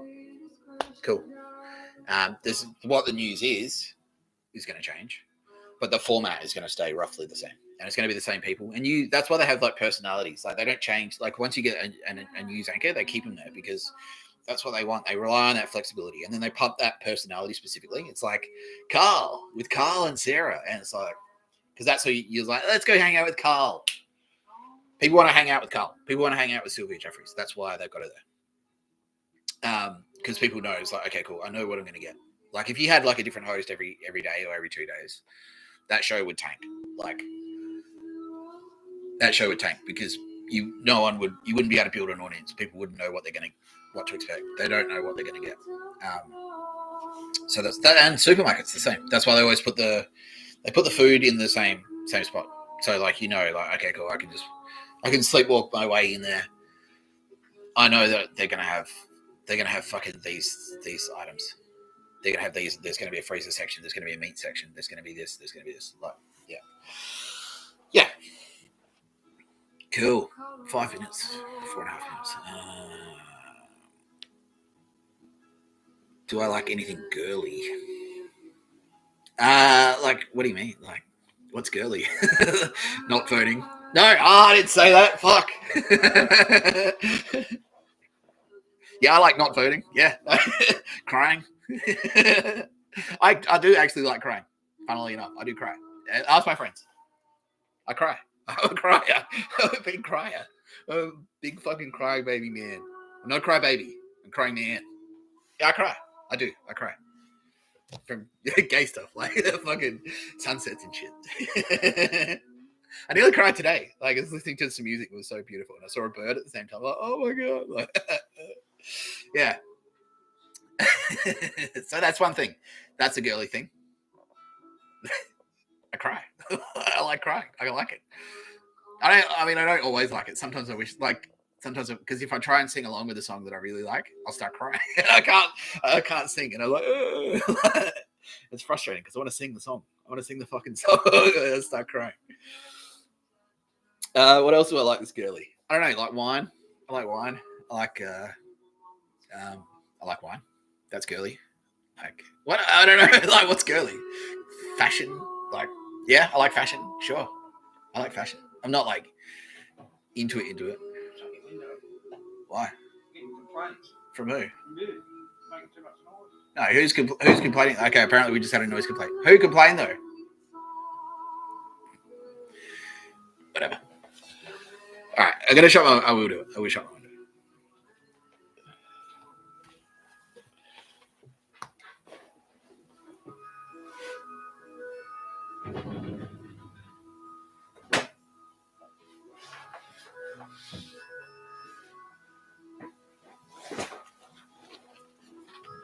Ooh, a noise complaint.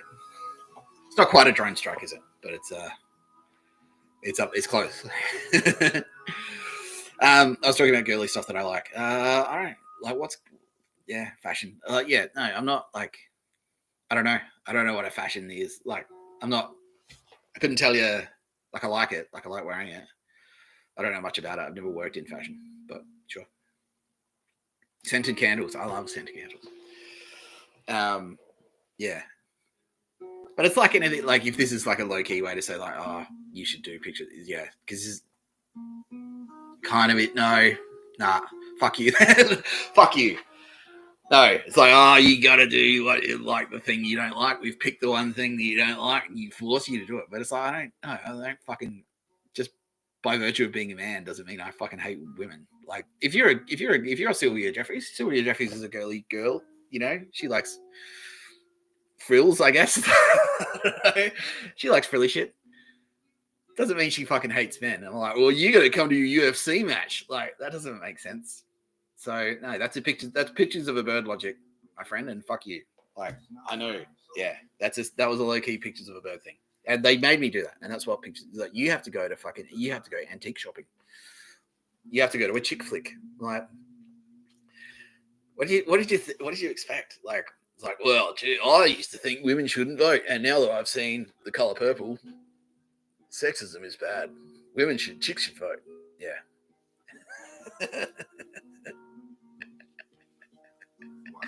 Bill Burr has an amazing bit about Bill Burr has an amazing bit about like going to a feminist meeting as a man, but like being a fucking idiot and go like, I'm just here to support you broads, like being sexist when you're trying not to be sexist. I'm just here to support you broads because I just think it's fucked up, you know, the way they make you wear a skirt. Just because you wear a skirt doesn't mean you can't run the company. It's true. Okay, I'm gonna take a short break. Here we go. We've planned this. I planned this. So this is my break format now.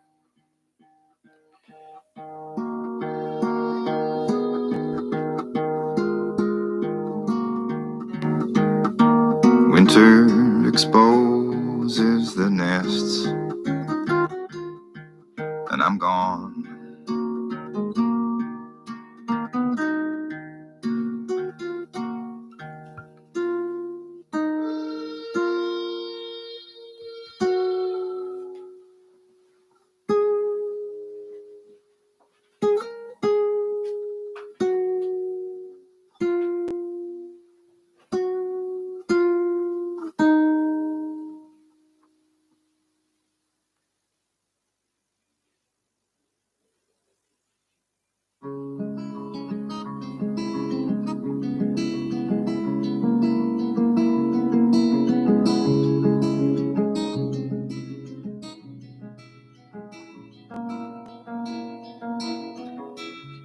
I learned to write and how to dress myself up nice.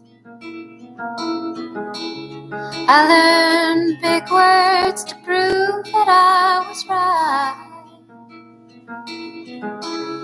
I lost the pen, I lost the dress, I lost the fight. I've been learning how to lose my whole life.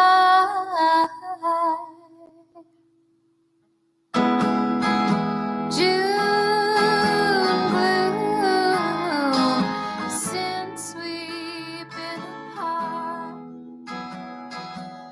It's too soon to run back to your arms. I could go to the graveyard to find your remains, steal back your skull white, 'cause I miss your face. White daisy lace gloves. Why do I long for you?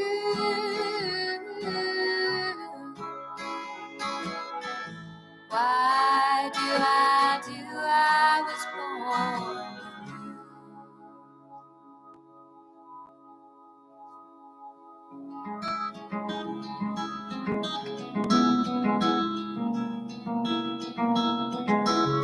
Bell has rung, the birds have flown, summer's done. I have taken all that I can hold. June gloom, since we've been apart.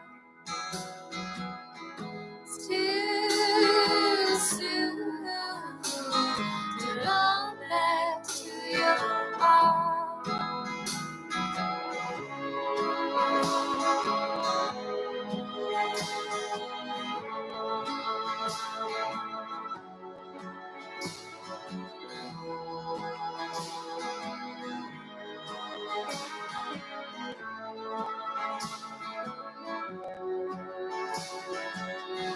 White cheesy lace gloves. Why do I you?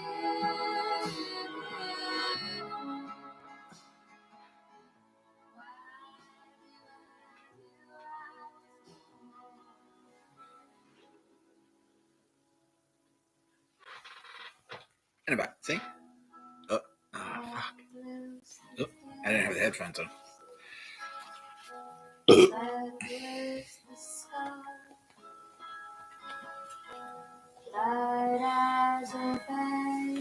we go. Okay.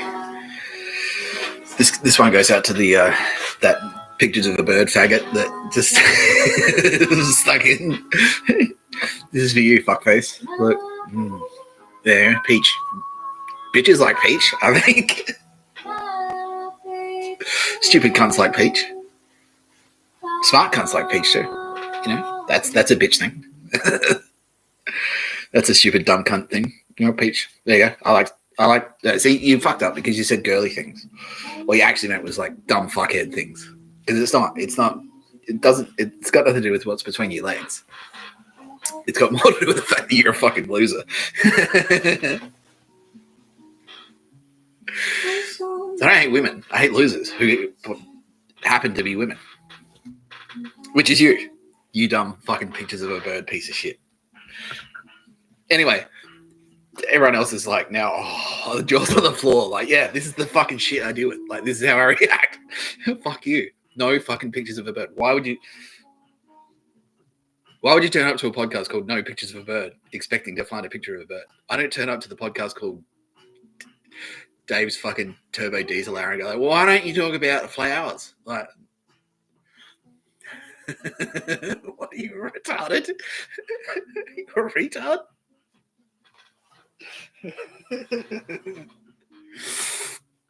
What a retard. Oh, wow. Anyway, yeah, this is the drink. This is what I'm about to drink. Monster Energy. Again, at your own risk. I drink them, but I'm me. Like, you know, I'm a man. I'm a 45-year-old man that thinks women shouldn't vote. No, I didn't say that. No. Look, this is my favorite question. Like, you know, if you ever meet one of these fuckwits, it's like, oh, you feminism. Oh, this is great. This is going to lead me into my next topic. Have I got something in my teeth? Is it just me? No, it's a shadow. It's a weird shadow on my tooth. Okay. Yeah, it's like, yeah, well, I agree. Australia should have had a female head of state. What year did Australia first have a female head of state? And like, because they're fucking morons. They go, oh, it wasn't until Julia Gillard. And I'm like, no. Australia's had a female head of state since the fucking 50s, you fucking retard. That's the fucking Queen of England. And before like Victoria, Queen Victoria, like I'm pretty sure she was she in, yeah, she was. Queen Victoria at Federation. Australia had a female head of state at Federation. You fucking idiot.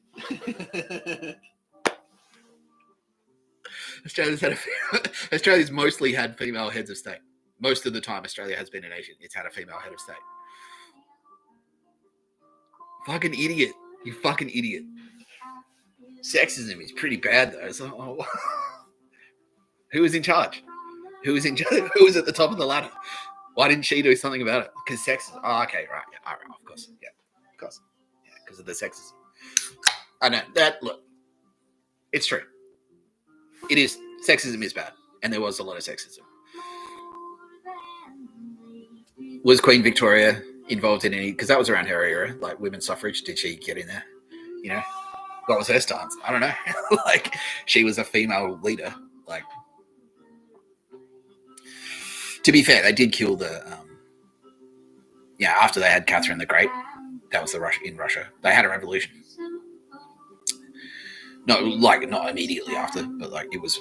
Those two things happened after each other. Like, it wasn't because of her that they had the revolution. And then there was a bunch of like female royals who got assassinated by the Bolsheviks. When Tsar Nicholas II lost his seat, lost his throne. Yeah. Anyway, I don't really know why I brought that up. But anyway, no, there are other female. The point I'm trying to make is like there have been female like ass-kicking females for centuries. Like Cleopatra, she was a female leader. Yeah. Sexism is bad. Sure. Sexism is very bad. You know, but like something. like the leaps that you have to make. It's like, okay, women couldn't vote for a while. Women couldn't vote. Nick Tapscott has to do pictures of a bird. Like, how did we get there? How did we arrive there? You know, how did we get to that? Something. Okay, women should be allowed to vote. Granted, agreed, 100%. Something. You have to walk around in my fucking shop until you find a picture of it. Otherwise, you're a cunt. Like, okay, I'm not following the logic. Also, it's clearly ineffective because if I've done one pictures of a bird and it didn't solve sexism, continuing to do it, it's not going to work. It's not solving sexism. Sexism apparently is still alive and well. Do you see what I fucking deal with? Idiots.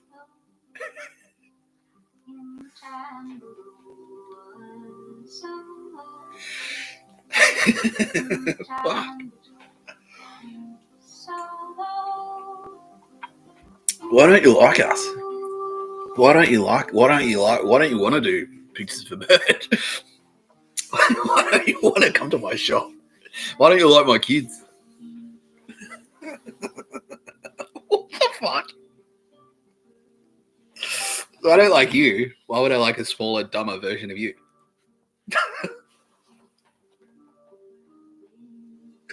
Maybe they're probably smarter. I don't know. There you go. Tick. There you go. They probably are smarter.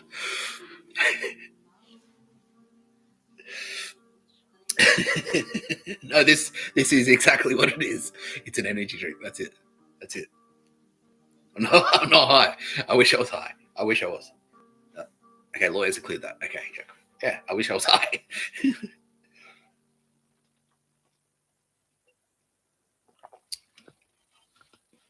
Now, before, I was talking about my cup of realizing things. Realizing things is coffee. And what I was about to say was that, like, I wish I had a pot filter. You know, that drip filter? Because that's what I actually like to drink at home. I used to be a barista, an espresso barista, and I used to be, like, really elitist about it. It's like, nah. If it's not an espresso, it's fucked. You're fucked. Shit. It has to be espresso. None of this Starbucks trash. The fucking drip filter. Fuck you. But then I grew up a bit.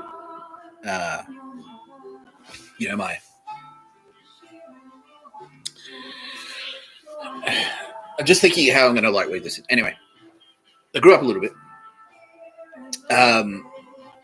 Tastes change over time. That's what they do. As you mature, your tastes mature with you. Like, you take a lot of the info with you. But over time, like, as you get more information into you, you get more experience. Your taste will kind of evolve with that experience. So your taste in wine, with your first drink of wine might be passion pop, and then over time, as you get more experience drinking wine, you might start leaning more towards a big buttery Chardonnay or a Shiraz or something like that, or it might not.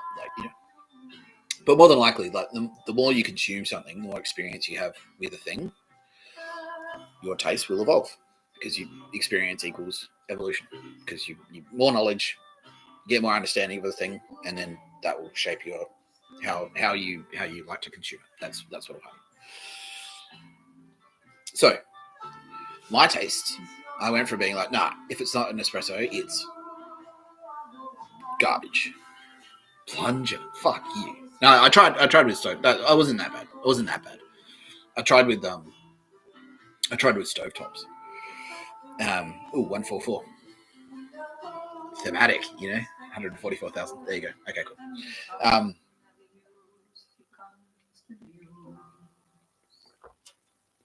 I tried with stovetops, like the Bay Lady thing where you put it on the stove. It's too much in it, man. Like, you put too much coffee in there, and then you go up, it's too much. You have a hit, and you're like, fuck. You go up, and then you have to crash, and then you get a caffeine crash, and it's not very good. So,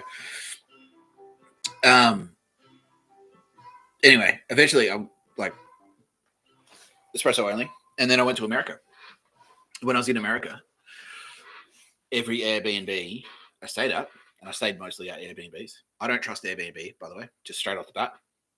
If you work at Airbnb, we have two Airbnb employees. Both cunts. Yeah, fuck you. Yeah, Airbnb sucks shit. Fuck you. I fucking hate Airbnb. Fuck you. Yeah, well, good. I hope you hate me. That way you won't have to turn up to my fucking live stream, will you, bitch? Anyway, I'll see you soon. Anyway, I'll be seeing you soon. I'll be seeing you very soon. Very soon. In person. Live. In the flesh. Anyway, okay. If I get bogged down pummeling all my enemies, I need to focus on one enemy at a time. Anyway, okay, so I'm in America. Every Airbnb I stayed at, and that part actually was pretty good. So the owners of the Airbnbs were good. It's just the corporation of the Airbnb. It's the Airbnb corporate head office. Those cunts are fucked. The people who own the Airbnbs, they're not so bad, you know. At least back when it was just an innocent thing, it was just like a house sharing thing. When we were traveling around America, it was awesome. It was perfect. So every Airbnb I stayed in had a pot filter. So the old school ones, like the 80s, like they used to have it at McDonald's. They don't have it anymore. It's espresso now. Where all it is, it's like a jug. Like they got the cop coffee from TV shows. Like you put the filter in, you put the ground coffee in the filter, you put the jug underneath it, and then like the machine just like puts the hot water on top, and it just sort of like drips through. It's a drip filter, and then you take the pot and you drink the coffee. And I loved it. I was like, that's actually a good way to drink coffee. I like it. I'm into it. And so that's how I kind of like to drink coffee in Australia, because what I would do, especially when I was writing and doing computer stuff, so brew a pot of coffee in the morning, and then I'd make it really weak, and then I'd drink coffee all day.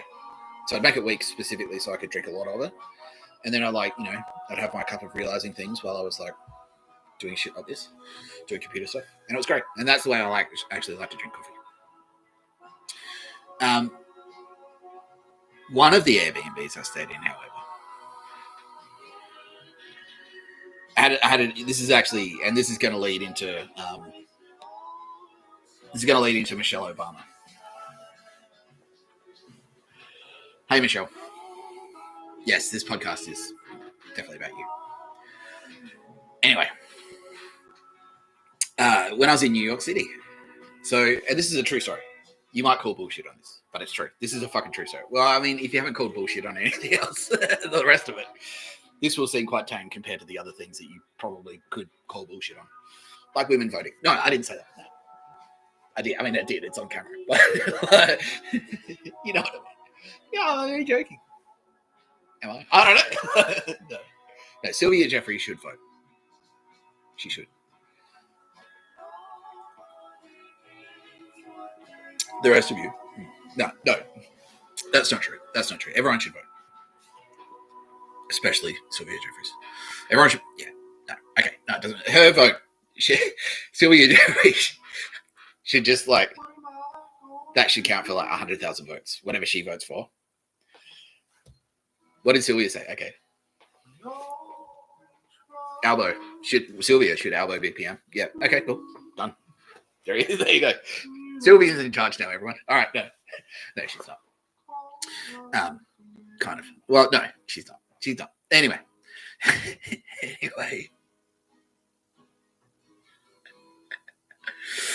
Anyway. This is where Michelle Obama kind of enters the story. So I'm in this Airbnb in New York City, and I'm catching up with different friends and different people. And there's one night, it was my last night in New York, and I'm like, right, gotta paint the fucking town red. Let's fucking do it, you know? So I'm hanging out with some friends in Brooklyn, and there's Molly going around. And we're doing a lot of Molly. And it's like, yeah, cool, out of bar and book. Like, woo! Like, the Molly's kicking in, and I'm partying, like, fucking high-fiving people, and, like, you know, I'm an Australian in New York. Like, hey, yeah! Like, party time, woo! It's like, everyone's like, hey, he's charismatic just because he's got an accent, you know? God, he's Aussies. Wow. Down under. Does the water go the other way? Oh, some shit. I don't know. Hey, guy. No, that's a kick at Ford gag. Anyway, sorry. Kick at Ford. Watching. Hi, boys. Yeah. All right. Cool. Yeah. All right. Anyway, we're doing so much Molly that they go, well, let's just. Should we score? What the dealer's just going to come and hang out with us. All right, cool. So Molly dealer turns up and he's just like got on him and he's sitting there with us. He's like hanging out. And he seems like it's like everyone's on Molly, so it's like he's like, everyone's best mates, whatever. We go back to their place, my friend's place. The dealer's there with us, and we're like, yeah, cool, whatever. And then he's like, all right, well, let's keep partying. Yeah. He's like, yeah, all right, I'm up for that. He's like, all right, well, let's go back to Manhattan. Let's go back to Manhattan. We'll go to my apartment. Or my Airbnb in Manhattan, freshen up because it's pretty late. Have like a fucking shot of scotch or whatever, and then we'll go out. We'll see if we can, meet some nice ladies, some New York broads, some whores. Anyway, no, not whores, but yeah. Anyway, they're there, but I didn't go out of the way. Well, anyway, different story. It's the same story, but no, it's not like that. It's not that type of story. It is, but it's not. No. So anyway, we go back to we're on our way back. We're trekking from fucking Brooklyn. It's 4 a.m. Trekking from Brooklyn back to Manhattan via the train, and it's fucking like we're the whitest fucking dudes, and we're the only white people, and we stood out. But anyway, he seems like a normal guy. We're just chatting, partying. A couple of weird questions pop their way. And he's like, "Oh, have you ever seen a gun?" And I'm like, "Oh yeah, like 5 rifles. Like, never seen a handgun or whatever." But anyway, he hang on, I'm doing some realizing things while I'm drinking this can and talking at the same time. Wow. So a couple of weird questions sneak their way in, and then we get to fucking.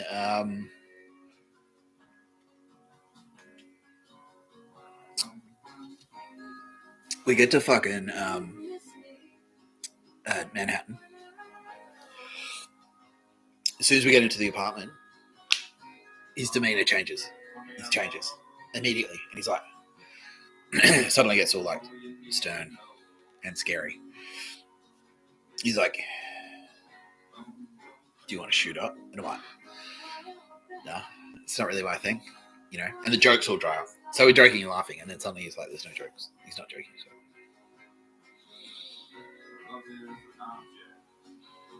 Do you want to shoot? Up on him? He's funny. Yeah, but aside from this, he's a funny guy. Patrice. We spoke about him yesterday. What's his last name? Patrice O'Neill, was it? Yeah, I'm pretty sure it is.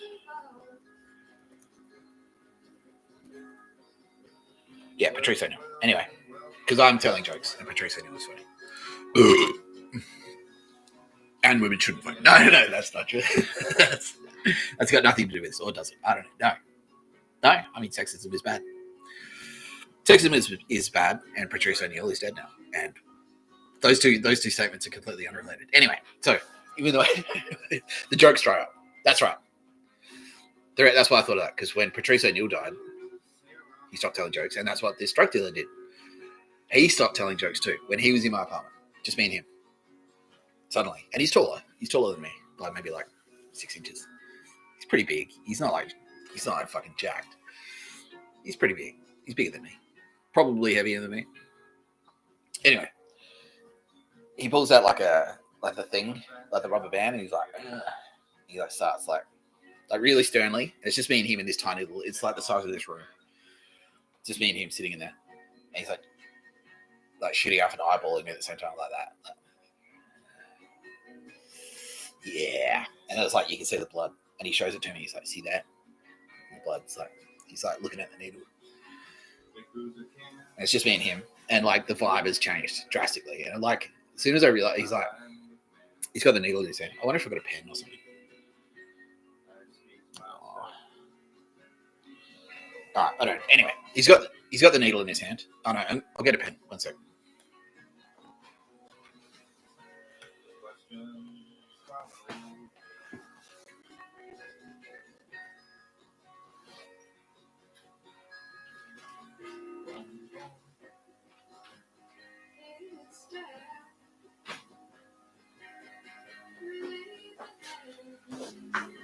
It's my Grail diary. Yeah. Indiana Jones Grail diary.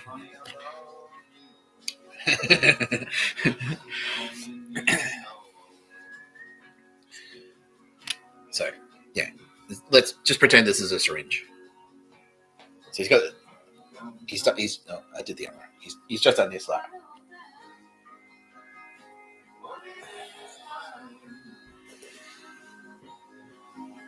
He's doing this like that. Got a lot of nice stuff in here. All right. Yeah. He's like, yeah. I'm just saying. Got a lot of nice stuff in here. Okay. Like, that, yeah. Is that your bed? Like, sorry, yeah. That's how you know it's him. If I do this, that's him. Is that your bed? Like, yeah. Well, that's where I'll be sleeping tonight. I don't know where you'll sleep. Am I? Right. And as soon as I realized what was happening, it's like, okay, so this is a standover attempt. That's what this is. I'm about to get robbed. First. That's what I first thought. And like, bam, I sobered up. Like, endorphins just went like adrenaline. Not endorphins. Well, there's some endorphins in there, but adrenaline's like, whoa. I had a realizing things moment. Fuck, this guy's trying to roll me. It's just me and him in here. He's got a syringe. And he's mean, and he's a drug dealer in New York. I mean, fucking New York City. I'm an Aussie. And he's a local drug dealer, and he's trying to fucking rob me. And at that moment, and there's a little bit of sneaky space magic in here. And this is an example of me, how I look after myself using space magic. So a couple of nights earlier, and I wish I had a belt buckle here, but a couple of nights earlier, back in Australia, like this is not a couple of nights earlier, but back in Australia, I bought a belt off eBay, and I had like a big buckle on it, and that's not why I bought it, but it had this big brass buckle on it. And then a couple of nights early in that, I took the belt off, and I got hooked on a piece of furniture, and the buckle fell off the belt, and the belt at that very moment, this guy's going like this, and I realized that like he was there to roll me. Fuck, it's freezing. Sorry.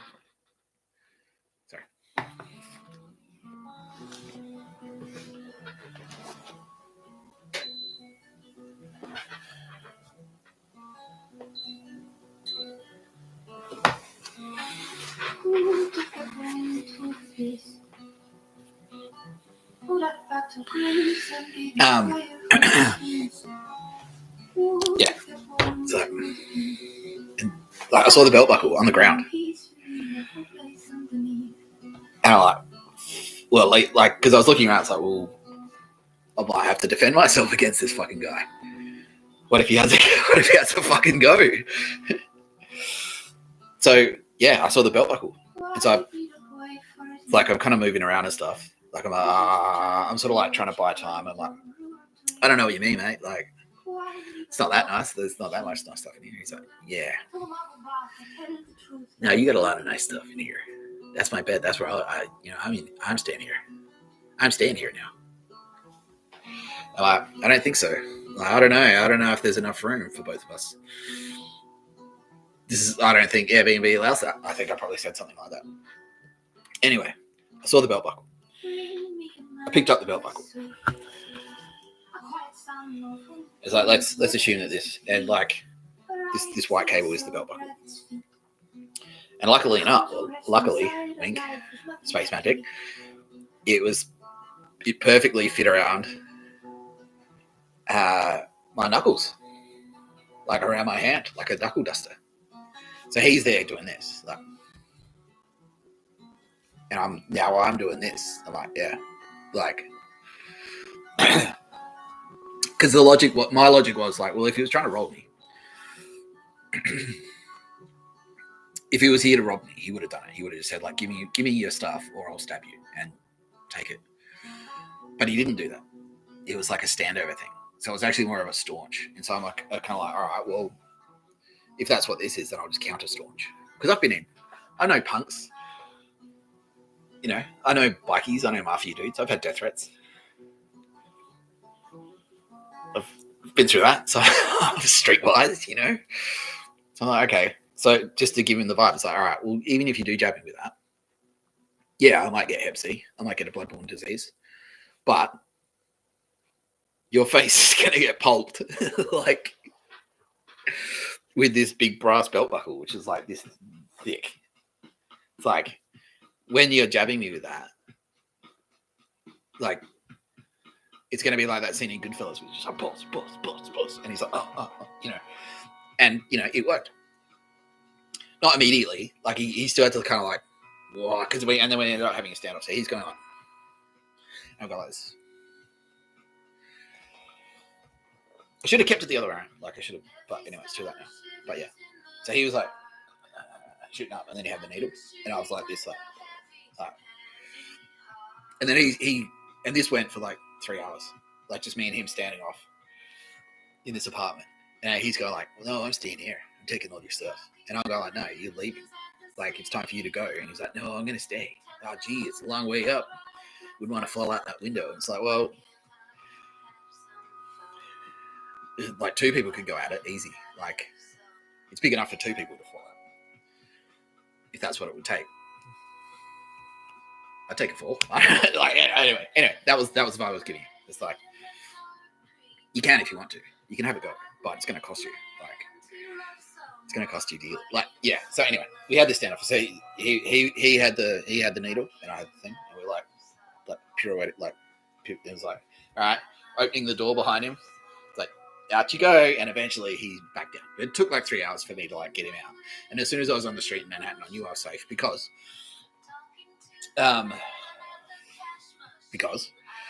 cameras are everywhere in Manhattan. It's a real surveillance state. Anyway, how that ties to Michelle Obama, and women shouldn't be allowed to vote. Women. No, of course they should vote. Women should vote. Only women should vote. No, that's not true. No. That's not true either, though, is it? Only women should vote. Because they fought for the right to vote so that we could be equal, but it shouldn't be that only they should vote. And the men are just kind of like, well, she tells me what to do. And that's the way it is. That's the way it is. Anyway. That drug dealer stopped being funny. He stopped telling jokes. Just like Patrice O'Neill stopped telling jokes when he died. So that was 2015. That was when the Obamas. I'm saying like they were both in power.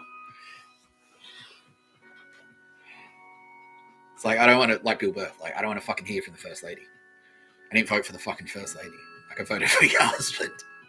I don't want to hear from the plumber, which that's a euphemism for assassin. Yeah, I don't want to hear from the plumber's wife. I want to hear from the plumber. Maybe she's a plumber too, Bill, which is a euphemism for assassin. No, I'm not saying that she's personal, like, done it herself, like, unless there's evidence to support that. Unless there's evidence, I wouldn't say it unless I had evidence to support that she has done it. You know, I'd never say it. On a YouTube live stream, I would never say, unless I had evidence to support Michelle Obama is a fucking assassin. Like, I would never say that. It kind of like, unless I had evidence to support that she sent that goon there specifically to target me because there was a connection between because I kind of like, I made my stance clear, which is like, no, like you don't have to have a fucking girlfriend to go to work. Like you can be single and do your job. You don't need a fucking political commissar to live in your fucking house. Do you? You know, unless I had evidence to support that, I would never make that allegation publicly. I would never allege publicly that Michelle Obama is a fucking killer. Like he's a murderer. Yeah, that's the yeah. And that was the other thing. I was going to talk about things I can't remember later in the episode. I'm still just a reminder. I am still talking about things I can't remember because that was who I was trying to remember. So it reminded me of The Wire because The Wire is very gritty. That was a gritty story. New York City is a gritty city, and I was like, okay, you know, when I was traveling in America, I was like, well, we're in America, like it's a rough, like, a lot of fucking gun violence, right? I was like, surely I wonder if we're gonna see anything. Like, is someone gonna get mugged? Is someone going to get arrested? Like, is someone going to get like fucking gat by is a gangster going to try and like fucking roll up on us, or all those American tropes? It's like, what's going to happen? Is Michael Douglas falling down going to come in like while I'm at McDonald's? Like, I want to fucking shoot up the place. I don't know. I don't know. So I knew something was going to happen because it's America. Like, it's a gritty place. So that was my gritty experience. Fuck, why did I start talking about that? Anyway, yeah, it made me. That's right. Yeah, because so it's a gritty place. The gritty show is The Wire, because I've seen The Wire. If you watch The Wire, that's a gritty show. It's an uncompromising show about life on the streets of Baltimore for black people. They need some hope. They had a black president. It's like, fuck, like, yes, finally, we can stop someone like a black guy. We finally got a black guy in the White House. He's going to lift us out of this poverty. His wife is also black. She's from Chicago. She's from the south side of Chicago.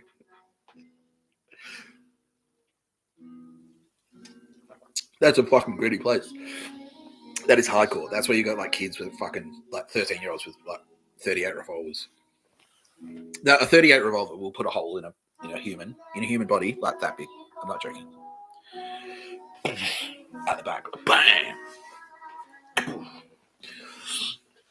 It's blast a fucking huge chunky hole. You can put your hands through it. That's what a 38 revolver would do. Anyway, The Wire, pretty gritty show. That was a gritty experience of mine in New York City. I was like, okay, am I going to experience something gritty like in the TV show The Wire? I was trying to remember this fucking guy's name, but it made me think about, and especially now when I'm walking around, made me think about. I was just thinking about this the other day when I was walking around. So I'm going to share my screen very quickly. We'll see if we can track down. Oh, yeah, okay. Ew, Hawker. Ew. All right, let's get rid of that. The Wire. Because who was that guy? There was that character, that really fucking iconic character. So many iconic characters in The Wire.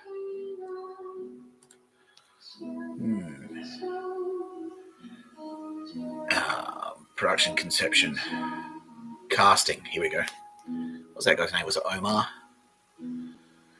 Is that fucking... So he wasn't a drug dealer. There he is. Omar Williams. Michael K. Williams. Got the part of Omar. Yeah. Because he wasn't quite a drug dealer. He wasn't. He was a real kind of like wild card, right? I'm just making sure that this is still sharing. Okay, there you go. Cool. Yeah. So, because he wasn't necessarily a good guy or a bad guy, which is like why he's such an iconic character. But deep down, he's kind of like an anti-hero. Because he would roll drug dealers, and drug dealers are bad. Yeah, there you go. He's a notorious Baltimore stick-up man who frequently robs street-level drug dealers. Good, because fuck drug dealers. Fuck them. Scum, right? Dealing fentanyl. So anyway, that was Omar's character. Who played him?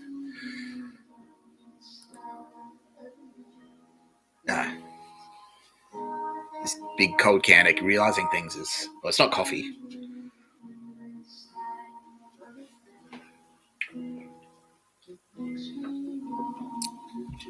Speaking of Michelle Obama and me never alleging, I would never allege unless I had evidence to support that Michelle Obama is a killer. I would never say that.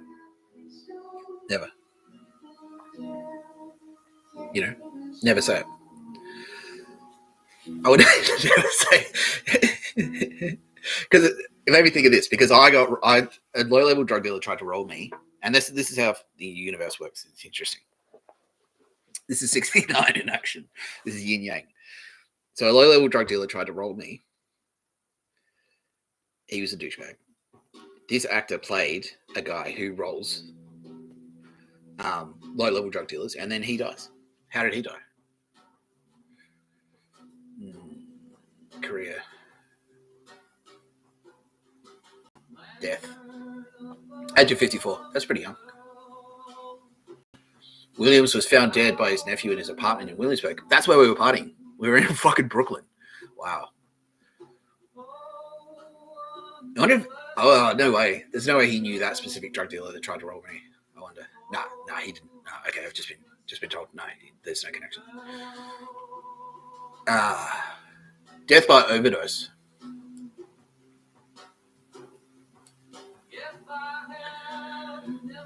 That's a shame.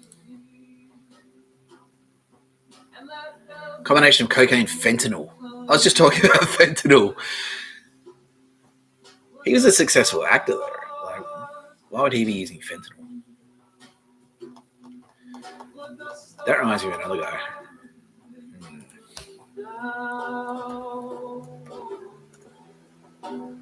Seymour. Often. 2014. Oh, that was the year before I was in America. No, he died when Obama was in power, too. Bill Paxton. Do you see that? I thought I saw his name there. Bill Paxton. He died too. Bill Paxton died.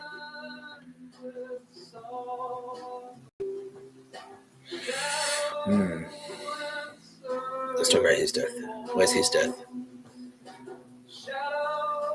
Oh, I know that's Paul Thomas Anderson, but he looks like he looks like Ray, someone who died as well. Ray. He played the Punisher. He wasn't like that guy, Ray. I'll look him up. Next. There he is. Wait, he was in that movie Doubt. So his final movie was Doubt, and that was about the Catholic Church. Oh no, it wasn't his final movie, maybe. Anyway. He was nominated for an Academy Award for Doubt. And then died. Doesn't talk about his death at all. Death and tributes. We went straight past it. I wonder what the standard of evidence is for like a fucking Wikipedia article. Like if they, like what type of evidence? Like if someone is like suspected murder, to get that live on Wikipedia, what type of evidence would you need? What would the FBI need to have to allege that? You know, with wiretaps, like maybe they have listening devices or intercepted phone calls, intercepted emails. Acute mixed drug intoxication, including heroin, cocaine. That's the same. That's the same as the other guy. Fuck, it's an epidemic. Wow. Libel lawsuit with money received from a libel lawsuit against. Oh, okay, so he sued someone else. Okay, so suing New York, drugs, attempted murder, possibly. Oh, I'm not saying no. I didn't say he was murdered. I didn't say that. I would never allege unless I had the evidence. John C. Riley. No, not John C. He's still alive. The fucking Michelle Obama was involved. No, I'm not. No, that's not. I was talking about her before. No, we're talking about Phyllis Seymour Hoffman. I would never allege that Phyllis Seymour Hoffman was murdered unless I had the evidence. Unless I had like intercepted fucking wiretaps or something, and like people flipping, you know, like the guy from yesterday. I said like, you've committed 4 murders with contact poison, bro.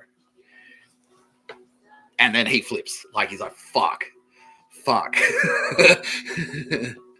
Why? I feel like an idiot. Why would I go to a cop? So cops, like, I'm a police officer on the internet, and then go to him. Why would you do that? If you're a killer, if you're a murderer, you'd run away from the police. Okay, like on an unrelated note, Michelle Obama is not watching. Okay, do we have any Obama nerds watching? Any Obama goons? They've all gone. All the Obama goons have gone. Okay, because I guess they've realized that it's pretty dangerous. How many of them have contacted lawyers? All of them. All right. Cool.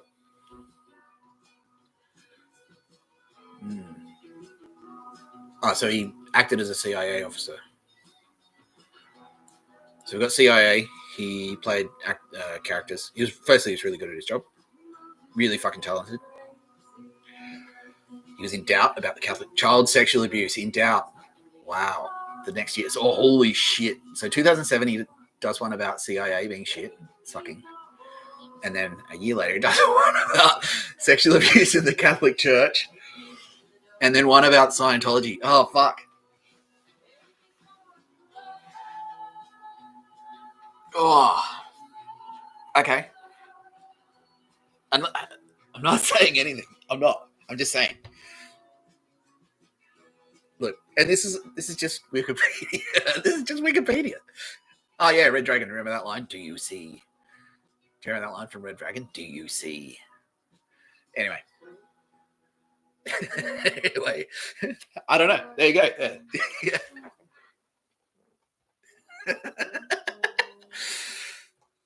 I shouldn't laugh. It's not funny. Michelle Obama doesn't laugh. Women shouldn't laugh. They shouldn't vote. No, it's only women should laugh. No, that's not it either.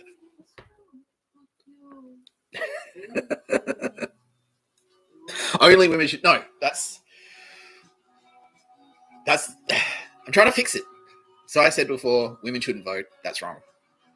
So now I'm saying only women should vote. No, but surely that's wrong too, right? No, okay, no, hang on.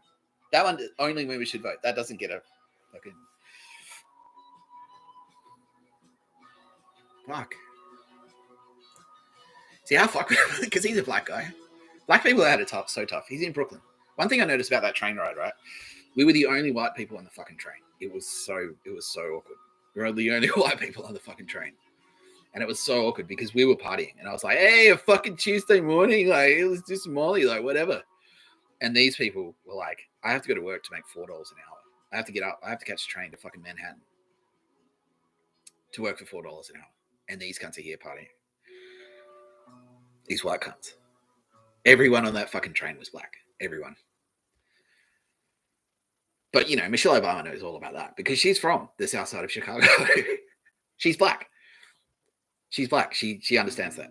She understands, like, she would be falling over herself to try and help pull black people out of that poverty, end that oppression. You know, end the oppression of black people. That's surely her highest priority as a black person in the fucking White House.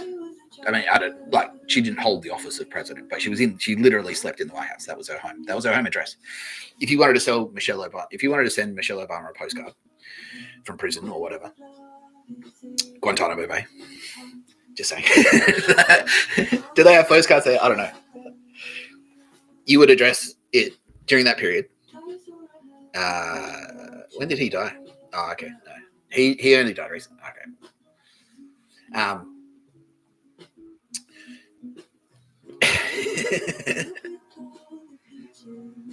Spooky stuff. All right, cool. Sending him a fucking.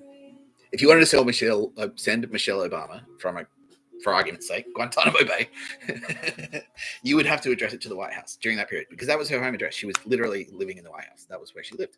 And her husband, Barack Obama, was a professional killer. No. Yes. No, he was. That was his job. Targeted assassinations. That's part of the purview. He's the head of fucking commander-in-chief of the U.S. Armed Forces. That's what they do. They kill. Armies kill. He was a professional killer. That's not illegal. That's not slander. That's true. It's the truth. Targeted assassinations. Obama. Ladies and gentlemen, we got him. That's him. And she's his wife. Bill Burr has no, it's not related. Like, I'm sick of fucking. I don't want to hear from the fucking first plumber. I don't want to hear from the first lady. It's like hearing from the first plumber. Just because a plumber is a euphemism for assassin. No, they're not related. Those two things aren't related. They're not related. They're not. I mean, I don't know. The hand thing. Okay. Anyway, I would never allege that Michelle Obama had any personal involvement in any assassinations, unless I had evidence. Unless the, and the FBI wouldn't do it. The FBI are a professional organization. They don't fuck up. Oh, I mean, they do, but, no, actually, no. Because even when they fuck up, they go, that was a mistake, and they do the right thing. They don't make allegations without fucking evidence. Unless they've got wiretaps, Hey, it's like the name of your show, The Wire. The wiretaps. Isn't the fucking White House, bugged up to the wazoo? Because they've got listening devices. Ever since Nixon, he had listening devices. And that's what happened to Nixon. So Nixon was so paranoid about people spying on him. He was so paranoid about everyone around him. Maybe he was paranoid about CIA. Fair. Reasonable. There's spooky organization.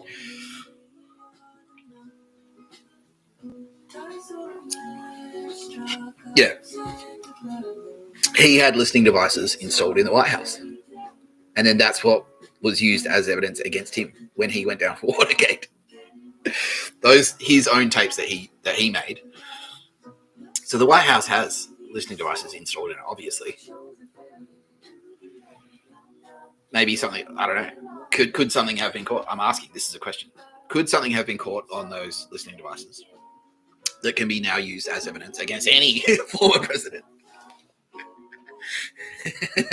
And their first lady and their wife, the plumber's wife, the assassin. No, he's not. No, he is Obama, professional assassin. Oh, well, no, he's not. He hires professional assassins. He was involved in professional assassins. Just fucking falling over myself.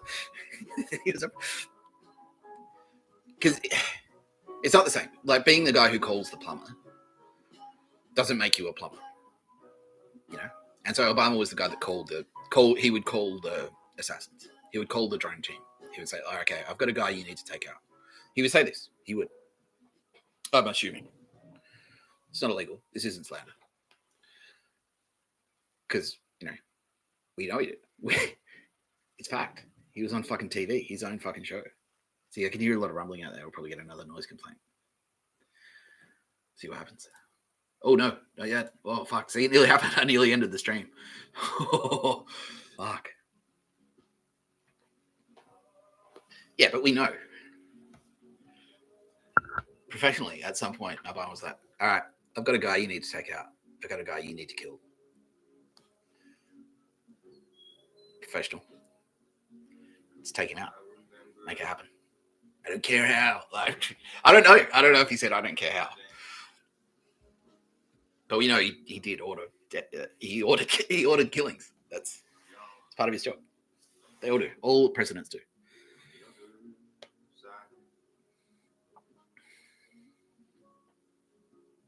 I've seen The Wire. I know how it works. They listen to the records like, fuck, did he just order his death? Fuck. We'll use that wire, the wiretap, to convict the bad guy. Cool. They go to prison. And then someone flips. That's in The Wire too. Someone flips. And they're just like, well, it's like, your friend's going to flip on you. Like, if you don't flip, they're going to flip on you.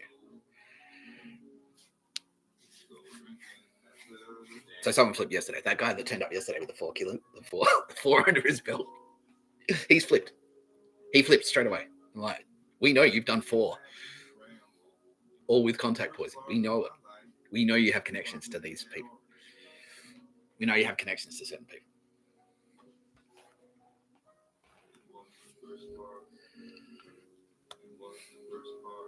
Anyway, the name of the episode yesterday was Barack Obama. Today's episode is Michelle Obama. That guy flipped. He went straight. He was like, fuck. He slept on it. And I was like, fuck. Well, I call it the oh fuck. It's the oh fuck intensifies. The oh fuck. I know where you are, man. Like, look, and I did the thing with Google Maps. Here he is. Bang. There he is. I know where you are. I said it to him. I didn't say here he is. I said here you are. I showed him on the map. And I know what you've done. And because he had done it. He's like, how did you know? I've told you how I know. I've told you. He flipped. He went straight to the fucking FBI. Fuck. Singing like a canary. So anyway, who's he going to roll over on?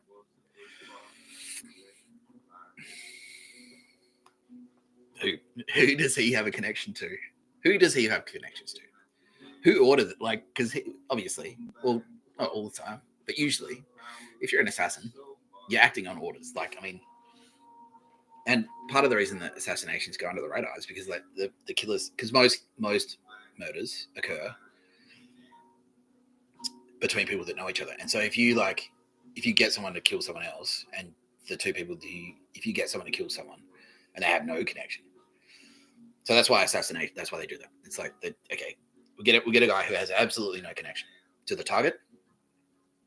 Taken out. Contact poison, cyanide, heart attack. Looks like a drug overdose. Easy. Heart pops. Heart attack. The heart stops. So they just go like, okay, his heart stopped. He's got cocaine in his system and his heart stopped. Those two things. Cocaine, drug overdose. No connection. Okay. But anyway, he wouldn't do that unless someone told him to do it, you know. Because he wouldn't have a problem with this type, like necessarily a personal problem. Because like what usually motivates people, I went through it yesterday. What usually motivates an individual to murder, if it's not an act of terror, so an act of terror is someone who murders. Hey, thank you. Sorry. You're right. My laundry. Oh, good. My laundry is done. No, literally, this isn't a bribe. Yeah, my housemate has committed murder, and he's paying me. He's paying me not to. No, I would never take a bribe. I would. He's paying me. I asked you. I nearly. That's not a bribe. That's a deadline. I said, just fucking pay me by the deadline, and this shit won't have to happen to you. You didn't meet it, so fuck you. Like my laundry. There it is. I'll leave it in shot so you can see it. It's my laundry. Lost my train of thought. Fuck. I was talking about the Obamas targeted assassinations, evidence collected by the FBI, and this guy who's flipped, who's committed 4 murders. Anyway, the thing is, yeah, that's right. What motivates a murder and not a political assassination, like an act of terror, is usually. Did you hear that? Yeah. Anyway, money or love, you know, spurned lover. That's a thing. Family dispute, you know, land or inheritance or something like that. Like,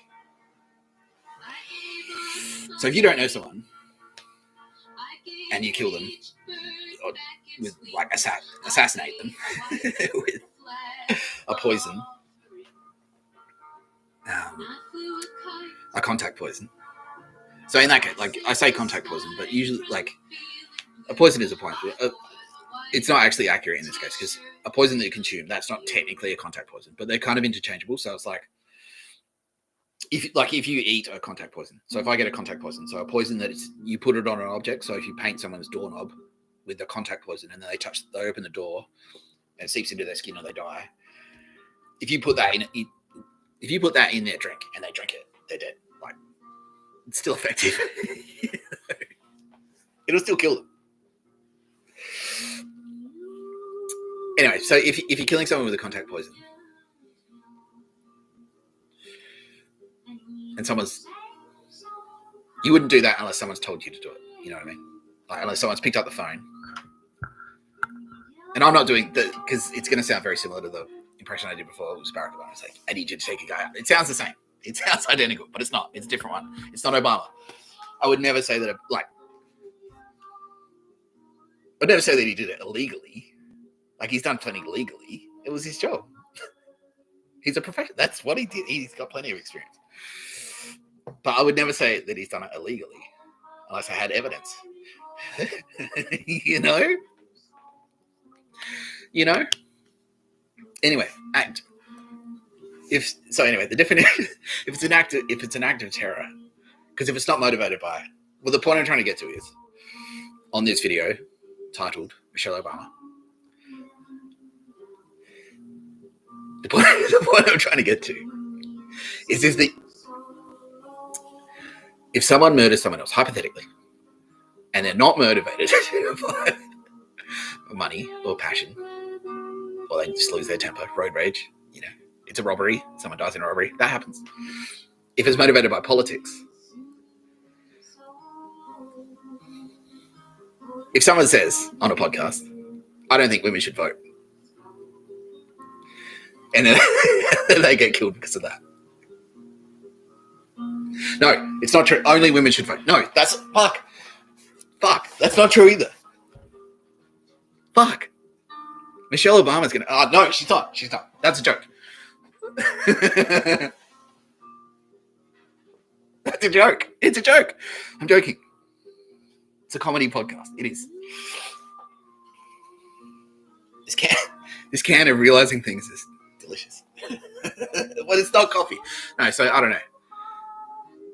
Oh, I'm gonna get drummed out of the fucking military if I fuck up the fan again. Jesus.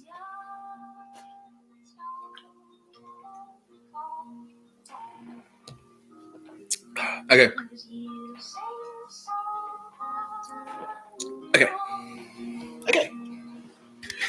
I don't know. Okay.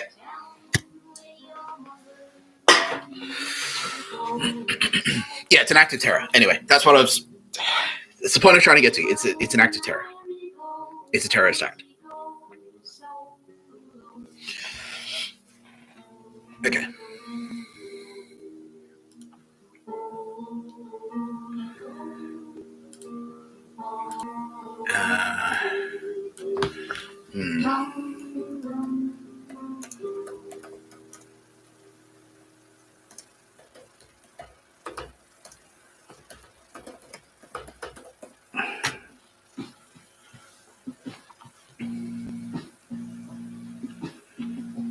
Capital punishment in the United States.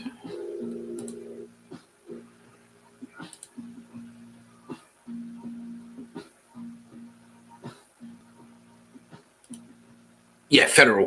Because if it's a federal crime, so if you're in, say, because if you're in like fucking Delaware or, if you're in Pennsylvania, like out of state or whatever. So if you're in my state, if you're in Pennsylvania, and you pick up the phone and you call someone in New York, and you say, "I want you to kill a guy," because it's across state lines, that makes it federal. And I think terror as well. It's like if you're a terrorist, that automatically upgrades you to terrorism. Federal. That automatically makes it a federal crime. Yeah. Capital punishment by the United States federal government. Military executions. Nah. Well, it's not really military.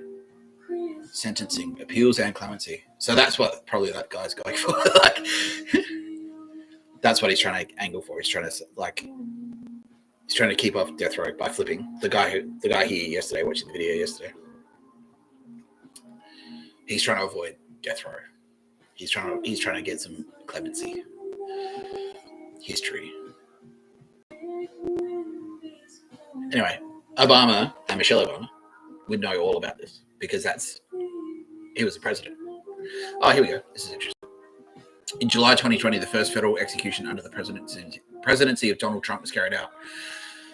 The first after a 17-year hiatus. Okay. So Trump came back in, and he's president now. Wait, including Lisa Montgomery, the first woman executed. There you go, equal rights. There you go. See? There you go, Michelle. It's equal rights. It's an incel point. It is an incel point. It's like, how come women? Oh, terrorist attack. All right. The Boston Marathon bomber sentenced to death for his role in the terrorist attack. Okay. How many people died in the Boston bombings?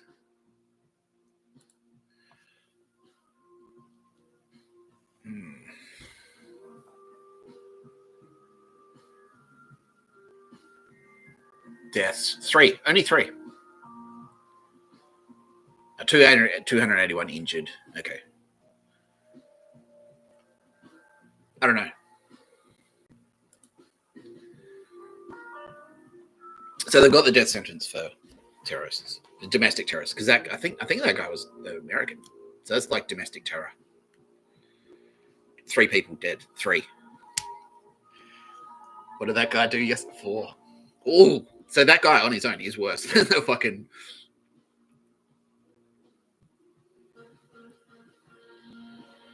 Worse than the Boston Marathon bombers, who one of them was sentenced to death for an act of terror. So he's done 4, presumably, if it's an assassination. If there's evidence to support someone ordering him to do it, that's an assassination. I mean, unless he did all 4. Completely because he's robbing them because of money or love or something. Then he's just a serial killer. Okay. That's all he said. Anyway, why we're talking about Michelle Obama? No. Well, that's what this podcast is about. So anyway, that was the point I was trying to get to. So yeah, because of equal rights. Because yeah, women are being executed now, and that's a victory. That's women for the win. Because, as we all know, only women should vote. No, that's not true either. No, see, head's getting all screwed up. At the start, I was saying women shouldn't vote. Now I'm saying only women should. That's not right. That's not right either. You know? I don't know. There's the hand. There you go, Bill. Yeah. Okay, he's watching. Hey, Bill. Yeah. He says, "Dude, you are crushing it." That's a good. I like that catchphrase. That's one of my favorites of his. It is. It's true. That's true. That's actually true. That's not slander, because I'm not going to sue myself for slander. I've got evidence to support that I think. I like that catchphrase by Bill Burr. Dude, you are crushing it. I've got evidence to support a lot of things. I have a lot of evidence. I have a lot of evidence. A lot of fucking evidence. Oh my. Uh-oh. It's the oh fuck. This is the oh fuck moment. That's what this guy went through yesterday. He's like, dude, you've done 4. He's like, what the oh fuck. Like, and then overnight Australian time, maybe it was during the day, American time, the oh fuck intensifies. And he's like, oh shit. Maybe he got a little visit. I don't know. I said, you're being tailed by FBI. Maybe one of those FBI agents have him under surveillance, just like they've got, I'm assuming. Possibly. It is not impossible.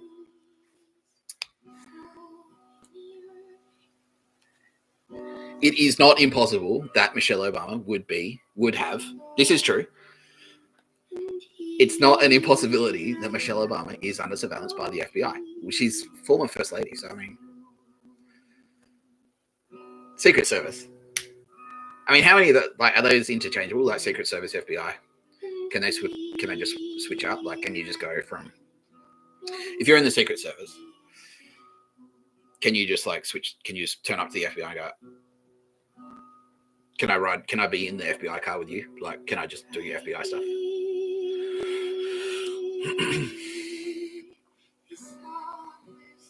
I don't know. Are they how ethical are they? Like, where do their loyalties lie? Do their loyalties sort of lie to the United States or to the president? Because, you know, they stand around. They don't talk much, but I mean, they must hear stuff. You know, would they testify? Would they flip? Has that ever happened? Has a Secret Service agent ever testified against a president? I don't know. There you go, Bill. Yeah.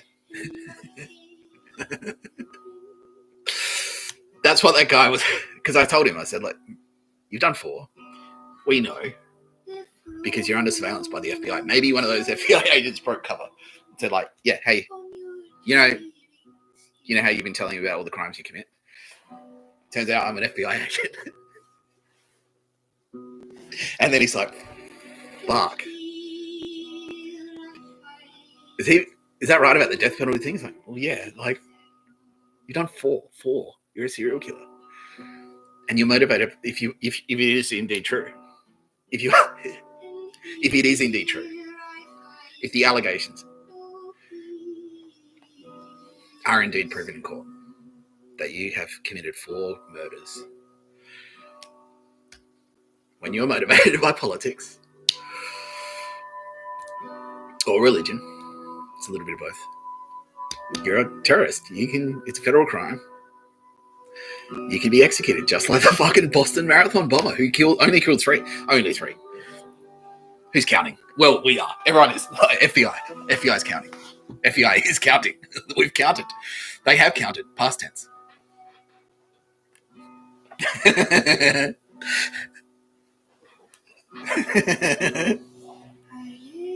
There. Like, hey, 4. 1, 2, 3. There. Let's count. Let's count together. There's a connection. Sesame Street, counting game. New York City, set. Sesame Street in New York. Fuck. Oh no, that's different. No, that's not what I thought. No, well he did because that's his job. That was his job. He was that was literally his job. Kill this guy. Bang. Like, ladies and gentlemen, we got him.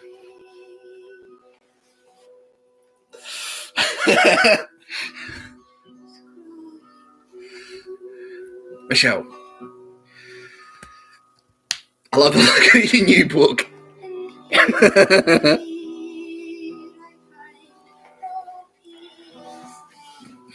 The plumber's wife. Plumber is a euphemism for assassin. Sometimes. Not all the time. Not all plumbers are assassins. I'm not saying that. I'm not saying that.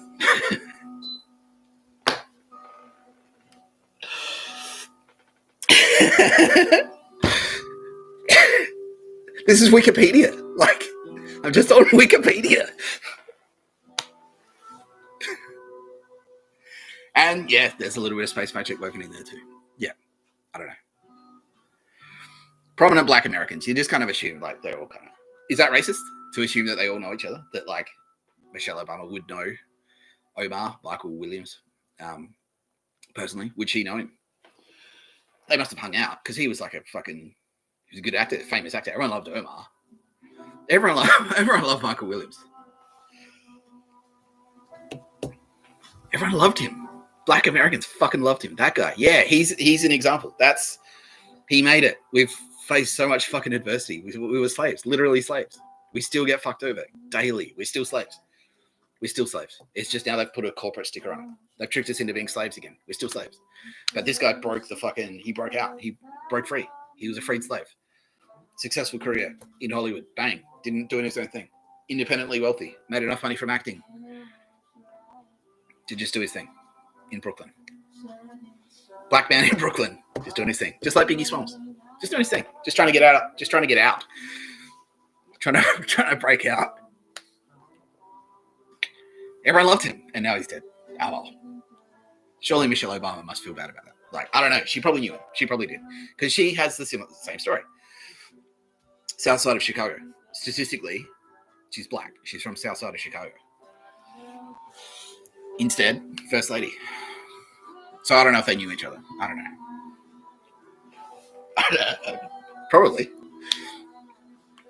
You know, Bill, this is a question for you. If you're a comedian, two successful comedians, it's safe to assume that they probably know each other. Or at least, like, they know someone who knows someone. Like, yeah, okay, he's nodding. Yeah. And cry laughing. Sue me, Bill, please. It would be so fucking funny. Plow ahead. Let's plow ahead. There you go. I'm not saying the whole thing. Okay, channel update. This is true. This is a true channel update. Overnight. Because I said yesterday, China was like, well, you can't just say MSS because then, and I'm getting a green light. They said, please parody us. Okay, great. Cool. Overnight. Because yesterday, you have to, like, you're not exclusively MSS. They're like your 3PLA and your PLA Intelligence Bureau. And so I was like, mate, that's a fucking mouthful, though. Because every time I hold up the phone, it's like, I have to say the whole thing. It's a lot. And then overnight they went, okay, you can just say the China phone. And then they went, actually, no, Ministry of Safe Security is accurate because, yeah, look, Nick Tapscott can just you can just say MSS. Because technically MSS and 3PLA, like, very, very technically, loosely, if there's a loose association between 3PLA, PLA Intelligence Bureau, and MSS. Because technically, if your ministry, like if your PLA Intelligence Bureau, it could be argued that you are also MSS. You know what I mean? Does that make sense? So if you're like from fucking, yeah, it's like, so if you're a Californian, like Kamala Harris, who will do a video, we will do a video. And Joe, how you doing, Joe? Cancer of the prick. Ooh. That's a rough way to go out, man. Anyway, It's like if you're a Californian and you're an American, so it's kind of like that. So if you're PLA Intelligence Bureau, then you are also kind of MSS. So because you're state security, so even though I do work for all three of those branches, it's not inaccurate for me to just say MSS, and MSS is way easier to say. It's just easier. It's a three-letter agency, just like CIA or NSA or MI6. Fuck you, no, I can say that. Yeah, okay, cool. MI6, fuck you. Eat shit. Fuck you, DCAM. Why am I talking about DCAM? Why is DCAM coming back up again? I'm supposed to be talking about Michelle Obama.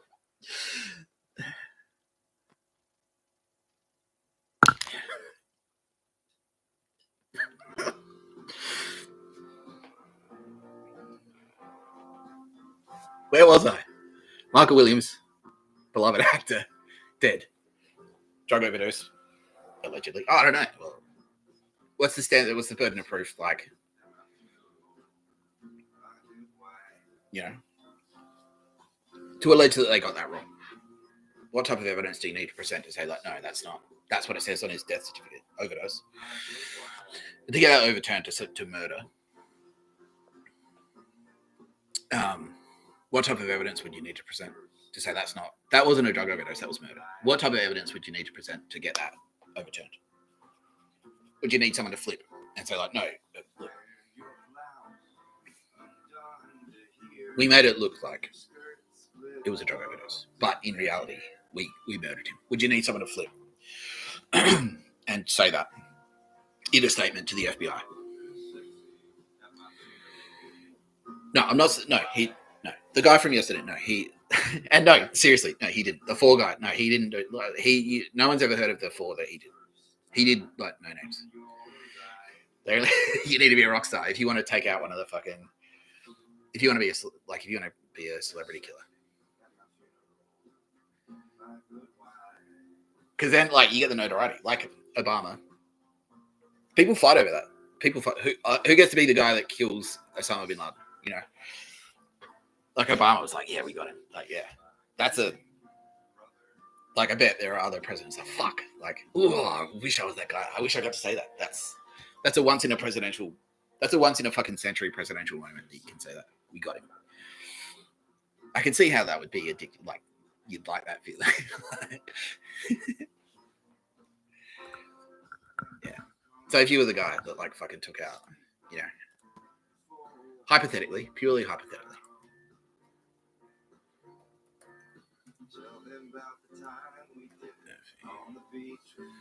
So this guy's pretty prolific. So hypothetically, if there was a contract going around, do you reckon it would be competitive? I don't know. He's another success. So that's another success. That's another successful black man. Oh man, he was around the same age. Him and Michael Williams, both in their mid-50s when they passed. Granted, he was sick. He did actually have leukemia. But you know, see, the reason I'm still a little bit skeptical because my mum died. She had cancer, but that's not what killed her. What killed her was the treatment. So, you know, whether or not the liability there is criminal, that's a matter for the courts. Unless you had evidence to suggest that it definitely was intentional. Like you had, like fucking, yeah. Anyway, we're not here to talk about my mum being murdered. We're not here to talk about Michelle Obama. No, we are. We are. Fuck. Ugh. Idiot.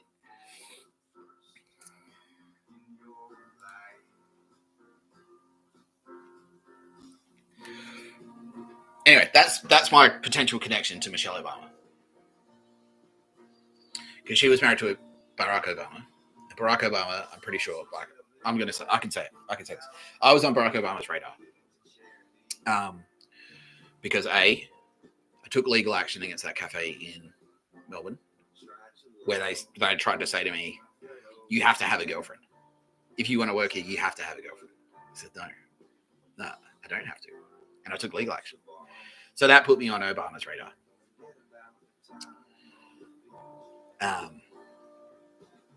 Yeah, that's not slander, I don't think. And then I wrote the CV with jokes in it.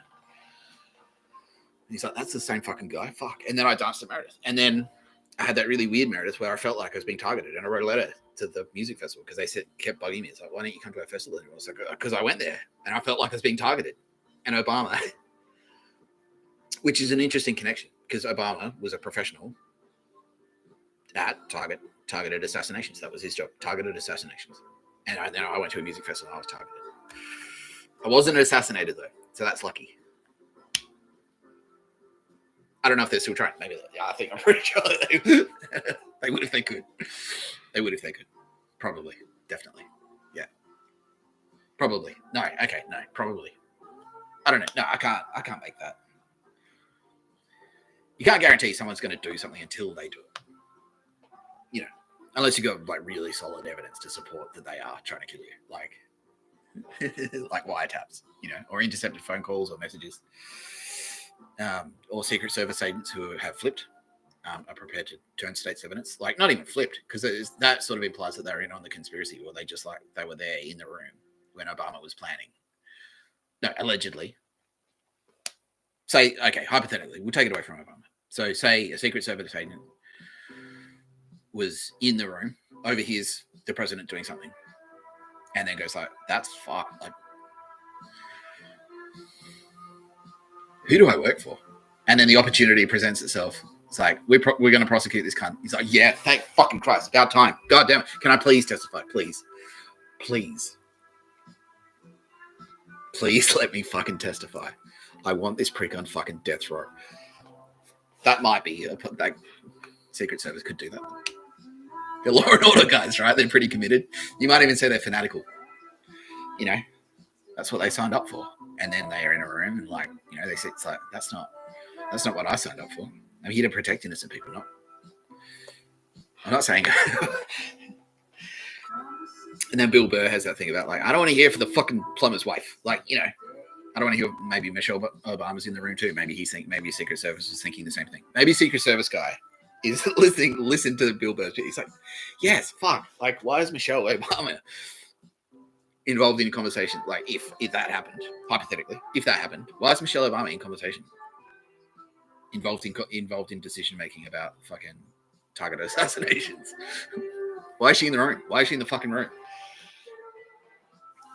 No one voted for her. They voted for fucking her husband. They voted for Barack.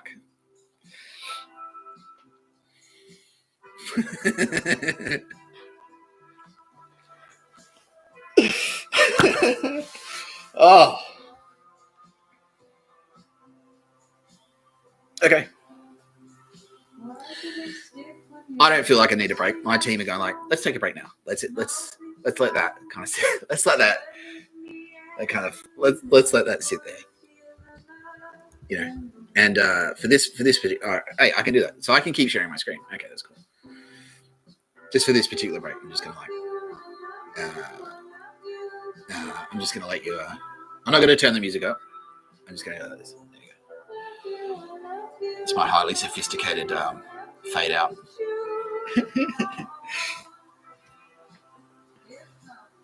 Okay, so just so we're clear, okay, yeah, this is a podcast about Michelle Obama and suspected evidence collected by the FBI to support suspicions of targeted assassinations of innocent people.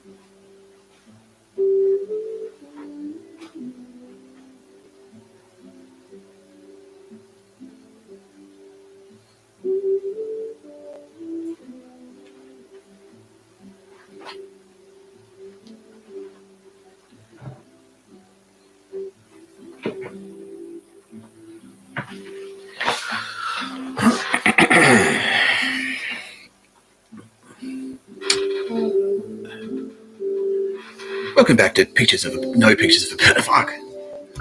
Welcome back to people. See, people think this is a pro Pictures of a Bird podcast. Welcome back to No Pictures of a Bird, a podcast by Mr Tapscott.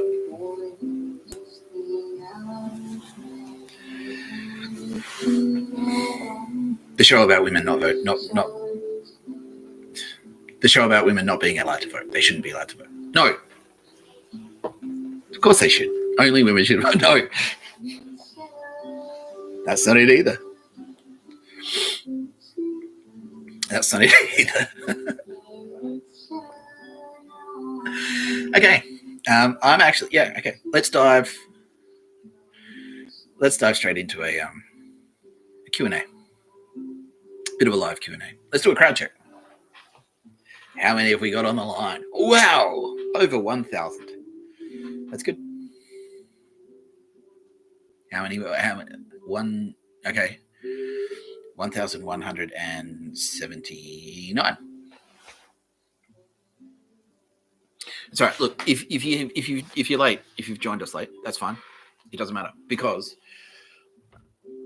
what I do is I take these videos. They're live, but they are recorded, and then they're on my YouTube channel. I publish them on X.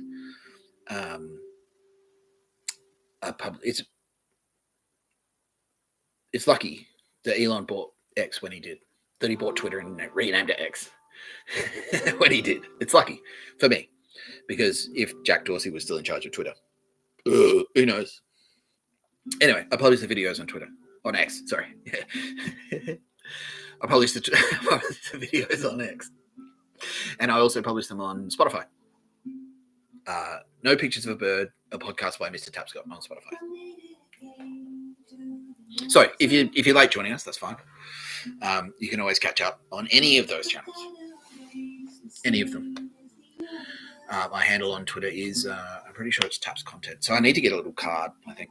A little title card that I can sort of flash on the screen with all my different. Oh, that's not. No, it's just Nick Tapscott, I think. Nick Tapscott 999. That's it. Nick Tapscott 999. Oh, wait, there's a little edit button here. Oh no, okay. So I can't write a super. It'd be cool if I could like write a super on the screen.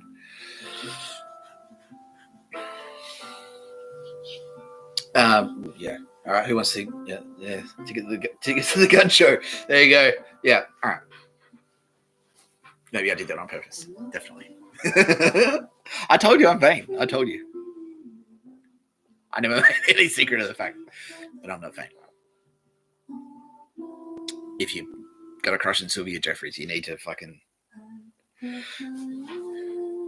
She wouldn't date. Like, you got to be Sylvia.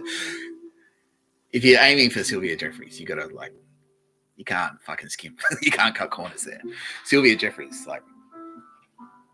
No, I could obviously. No, that's not. That'll never happen. That couldn't happen. Or could it? I don't know. That's up to Sylvia. That's up to Sylvia. Because what she says goes. In that instance, so the whole thing about a woman tells you what to like. That's your job. you move into a house with a woman. That's your only goal as a man, to convince a woman to let you move in with her, and then she when you're in that home, she's in charge of that home, and she tells you what to do every day, dresses you, tells you what to do. Like if you have an opinion she doesn't like, bang, she can. No, she can't. Well, I don't know. Can she? I mean, physically she could. But what I'm trying to say is like that, with the exclusion, that I don't think, no, that shouldn't happen. That's bad. That's a horror nightmare world. With the exception of, unless your partner is Sylvia Jeffries, and if you're dating Sylvia Jeffries, what she says goes, bro. Like, she's the only one that's allowed to do it.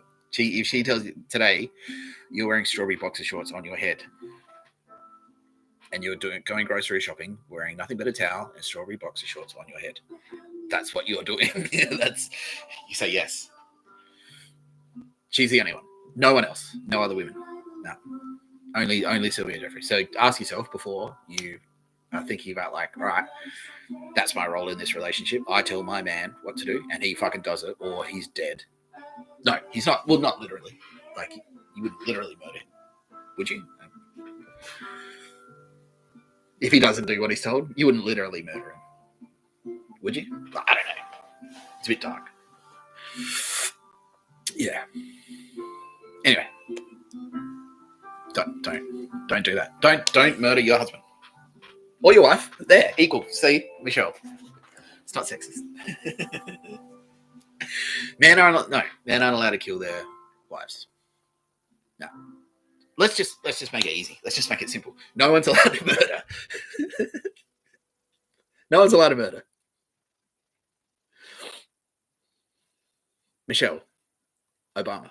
No one is allowed to murder. They're not. It's going to catch up. It'll catch up. It'll catch up to you. Execution isn't murder. If you're killed intentionally, like not all deaths are like murder. That's not murder. That's killing. If someone's on death row, they're legally executed. That's a killing. You can kill them. That's legal. That's different. That's different. That's not murder, Michelle. That's not murder. Executions sanctioned by the state, if they've had due process and everything's legit, that's not murder. That's different. That's a different thing. The targeted assassinations carried out by Barack Obama, I'm assuming. No, of course. They're all above board. They're all of them. Every single one of them is completely above board. That's killing. Because he's commander-in-chief of the US military, and that's what they do. He's written all these laws. He's all the Patriot Act, beefed him up, basically giving him unlimited power to, take him out. He could do that. As the president, he could do that. Yeah, but that's killing. That's not murder. No murdering, Michelle. Michelle Obama. No one murdered Michelle Obama. And Michelle, in turn, please. I'm not saying that you have. I'm just saying, don't do it. Like, if you're thinking about it, you might be thinking about murdering me. You might be.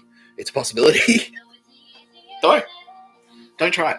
Don't. I mean, try it. I want you to. I want you to try it.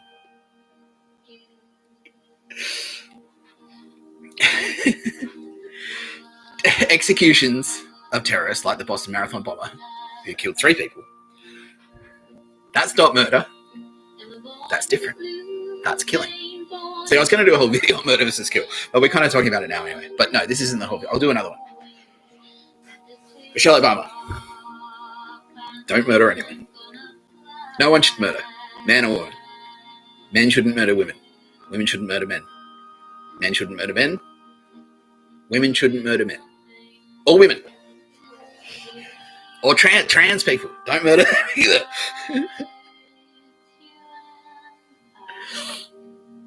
Sorry, I should have led with don't murder trans people. I should have said that one first. I should have.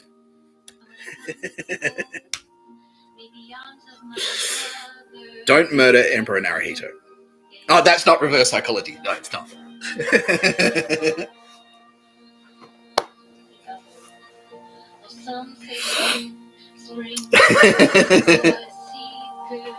You've got the card, like, yeah. Do the opposite of what Nick said. Yeah. No. So no, don't murder. That's what I'm saying. I'm saying that's not a reverse thing. I'm not saying don't murder. Don't go out and murder. Yeah. Because it's like, well, it's the opposite. No, Michelle Obama. No murder. Michelle, fuck. No murders.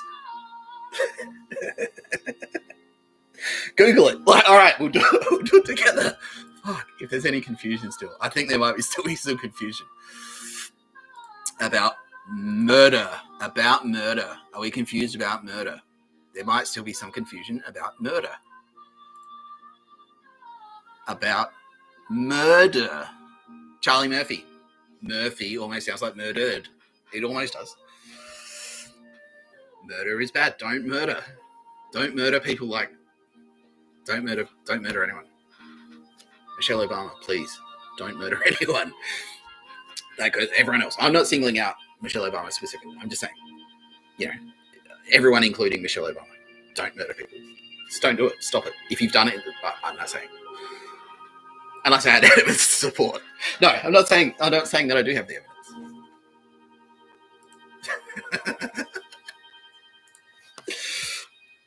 There still seems to be a little bit of confusion.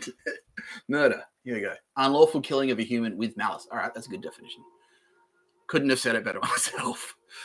Murder is the unlawful killing of another human without justification or valid excuse committed with a necessary intention as defined by the law in a specific jurisdiction. Okay, so there's a little bit of foreshadowing of murder versus kill there. So, yeah, exactly. So, because killing in some circumstances, what it's actually saying there is killing in some circumstances is justified. Like we said, the execution of the Boston Marathon bomber who killed 3 people. He's a terrorist.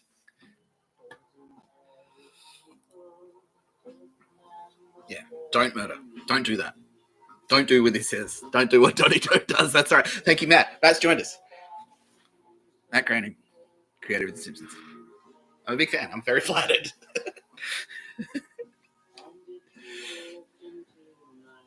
I'd like to point to Matt's impeccable record, his unrivaled non-murder streak. Matt, what a streak he's got going of not murdering people. There's a long list of people he hasn't murdered. As much as he wants to, he says. No, he didn't say that. I said that. That was me. Everyone be like, Matt, just because you're in a position of power doesn't necessarily mean you have to murder people. I get it. If you're a president, it's part of your job. You have to do it. If you're anyone else that's not the president or a law enforcement, don't murder. No. Even the president can't murder. Not even a president can murder. A lawful killing authorized by the president. That's not murder. Presidents can't murder Barack Obama. Presidents can't murder Barack Obama. No, they can't. They can't. No. Trump can't murder Barack Obama. Trump could probably kill Barack Obama. If Barack Obama was convicted of terror, it's an act of terror. This isn't slander to say this is true. This is true to say this. If Barack Obama was convicted in a court of law of an act of terror, he could be killed legally by President Trump. President Trump could literally, legally kill Barack Obama because Barack Obama is still a U.S. citizen. He could do it. Pretty sure he could. I don't know. There were some laws coming in about how the president's above the law or something. Some talk about that. Supreme Court or something. But I don't know. I don't think that's true. I'm pretty sure you can still get executed if you're a president or especially a former president. If you're not even the president. Oh, that's the technicality. It's like you can't get executed for things that you did while you were president. Okay, so as a president, legally. So if you make a decision as a president, you can't then be prosecuted for that decision. If it's within the course of your duty. So if you make a decision as president, you can't then be and we have parliamentary privilege. That's a similar thing in Australia.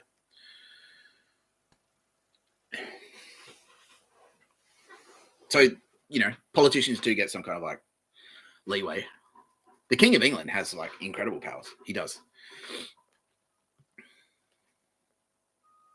But so that's in the course of, if you're a president in the course of, I think that's what Trump is trying to do. He's saying like, look, if you are fucking president when there's a war in Afghanistan and you fucking you assassinate people with targeted strikes, they can't whip around and go like, nah. Like you made that decision and therefore you're criminally liable for that decision. Because that would like hamstring like a president. He's fucking every little decision he makes, he has to get a fucking team of lawyers to go, oh, it's okay. It's okay. We're clearing this. That would grind the office to a halt if the president had to do that. That would make the office of the president redundant completely. If they had to do that, if they could be prosecuted on that. So I don't think Trump would execute Obama for any decision that he made in office, like the targeted assassinations that he carried out. Ladies and gentlemen, we got him. No. Trump wouldn't execute him for that. If, however, not that though, but if, hypothetically, Obama was convicted in a court of law of extrajudicial killings, thus qualifying him, whether are motivated by religion or politics, thus qualifying him as a domestic terrorist, if he was convicted and sentenced to death for terror, to being a domestic terrorist, he could be legally killed, executed. What is it? Usually lethal injection. I don't know. Yeah, okay. Yeah, they're saying yes. Yeah, lethal injection. Hey, because I told the story about the fucking... There you go. There's a nice little symmetry there. Because that was the thing. Like, I'm pretty sure... I don't know if that drug dealer knew Michelle Obama. I don't know.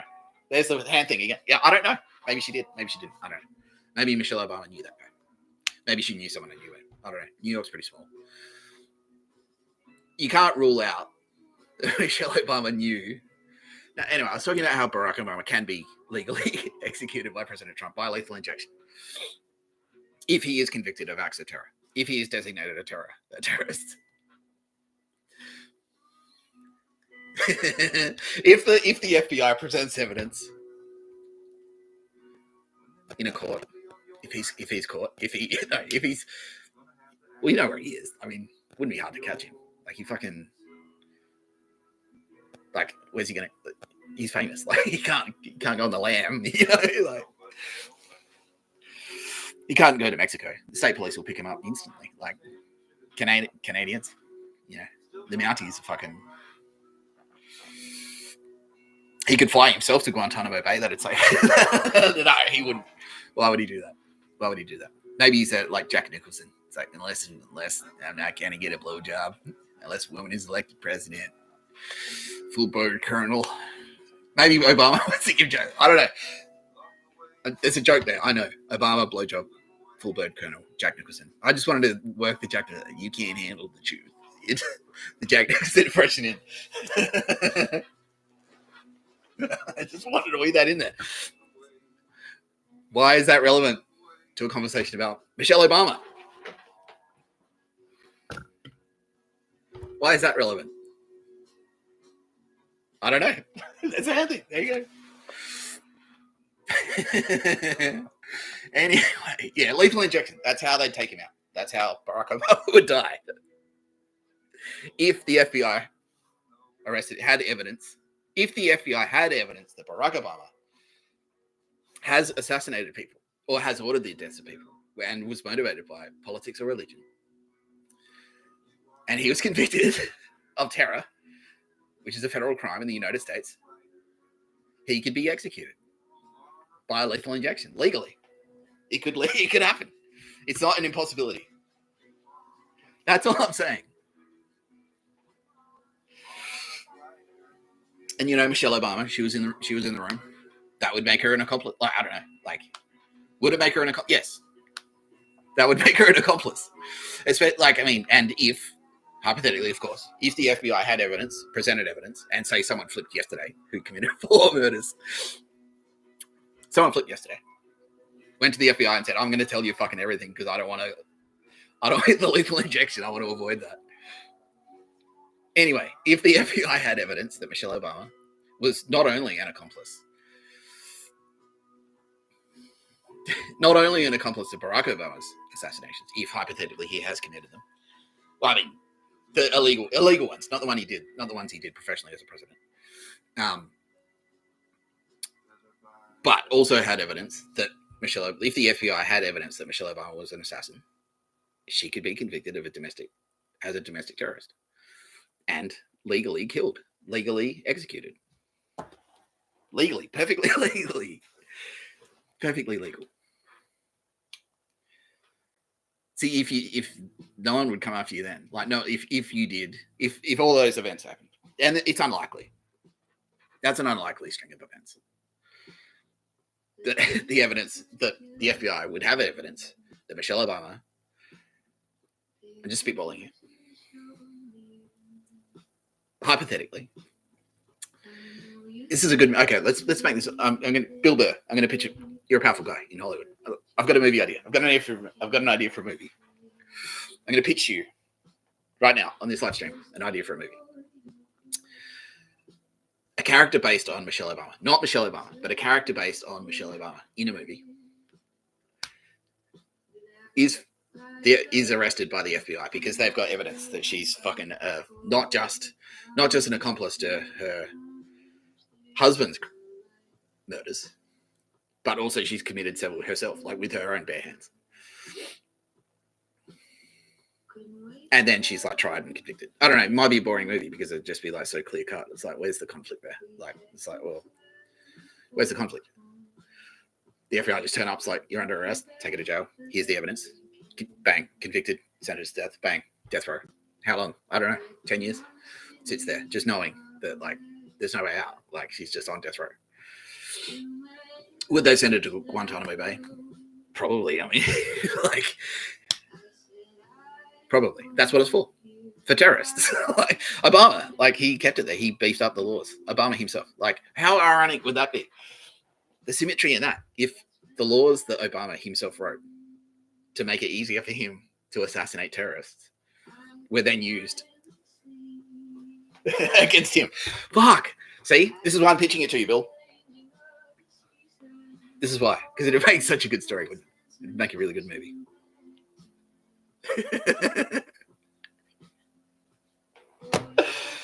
All right, I actually do have to. I have to go somewhere tonight. Like, no, it's not dark. No, that sounded really ominous. I needed to go like fucking nothing like that, or write a poem in a graveyard or something, which I have done recently. Yeah, I have done. I did it, recently. I read a big list of the following people are gay. I was in a fucking graveyard at 3 a.m. on a Tuesday. I didn't use their real names, but it was like, wink, wink. Like these people, if you were one of those people who read it, you would like, oh, that's fuck. He thinks I'm gay. Fuck, I'm not. Anyway, no, that's not what I'm doing tonight. No, I'm doing something very wholesome. I'm having dinner. I'm having dinner with my old man. Anyway. A lot of people can't do that, A lot of veterans, a lot of kids of veterans can't have dinner with their dad tonight because their dad's dead. They died in Afghanistan. Has anyone seen that Frontline Obama's War? Has anyone seen that? Anyway, I don't want to get sidetracked again because we're going to go to a Q&A because I do have to go. That's what I was trying to say. That's all I was trying to say. I think I've ticked everything off the list that I needed to say in this particular video. For now, so we can go to Q&A. We can do like 20 minutes of Q&A. 22 minutes. That's like a snake thing. There you go. All right. 22 minutes of Q&A. Should we take a break first? A short break as a little palate cleanser. Okay, let's do that. Let's take a very short break as a palate cleanser. I'm going to play a single song.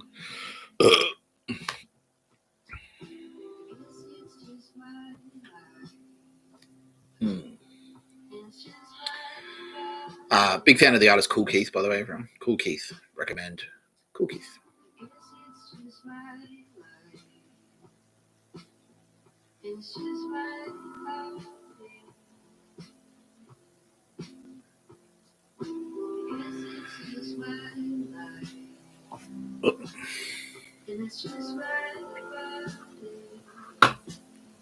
It's my highly sophisticated audio system. This way I don't get copyright strikes.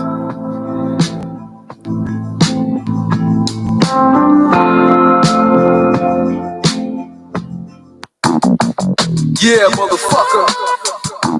That's right. The motherfucker in the house. Cool Keith. Fuck all the bullshit. Let's get to the real shit. Yeah. Your rhyme texture soft, kid, like a stripper's ass with a touch of plastic. Right with a local style, talking about competitive shit you never mastered. You the wanna be thug, nigga, you ain't bug, nigga. I cut your bitch ass up, leave your legs under the rug, nigga. Who want the whiplash? Cigarette burns, broken face, head pinned up in a cast. Me standing on the top of your tour bus, butt naked with a fucking hockey mask. Slicing your cashmere with a sharp 7-Up glass. Don't you know I'm sick, nigga? Lick my dick, nigga. 44 caliber killer, gun toter, hide your kneecaps in a Lexus motor. Pack your stomach in the compartment, old dingy fucked up Bronx apartment. Don't piss me off with a tech 9 loaded in the bullshit street argument. I don't care how hard you get. You're just another man that never lived in the projects popping shit. You ain't stopping shit. Fuck that Batman and Robin shit. And what block you with? Kneel down, make a nigga like you call me Big Ernest. Bake your intestines, throw your stomach in the furnace. Watch the thermostat, you ain't no fucking fat cat. You never lived in the projects. You ain't no drug dealer. You never lived in the projects. You ain't no drug dealer. You never lived in the projects. You ain't no drug dealer. Rude boy with a temper like a Jamaican off a Haitian boat. Caribbean ruckus with an Elvis wig. Slap the piss out of one of you untalented rap motherfuckers. Bodyguards won't work with a 30-shot carbine under my Dominican shirt. Submachine in a duffel bag watching Sesame Street with my daughter peeping Ernie and Bert. With backstage passes wearing a long trench coat. Get Morris Senior Projects in Jackson in a Madison Square Garden concert.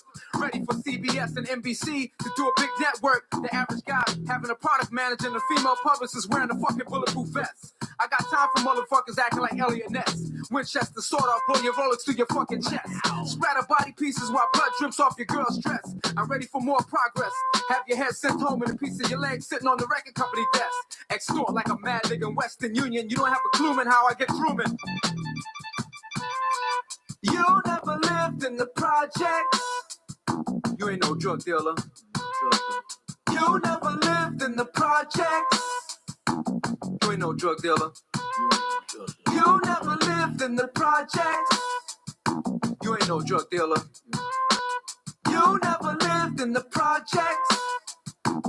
You ain't no drug dealer.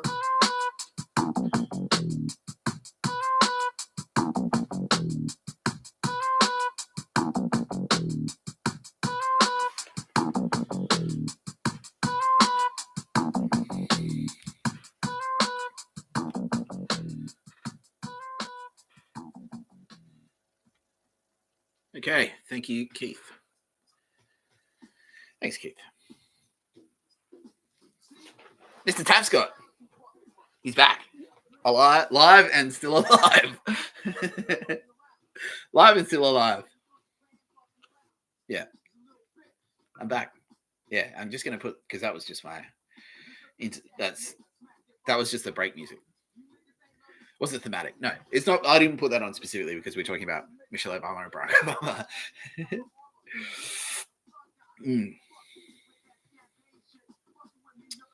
Let's get back to Zoo Eyes.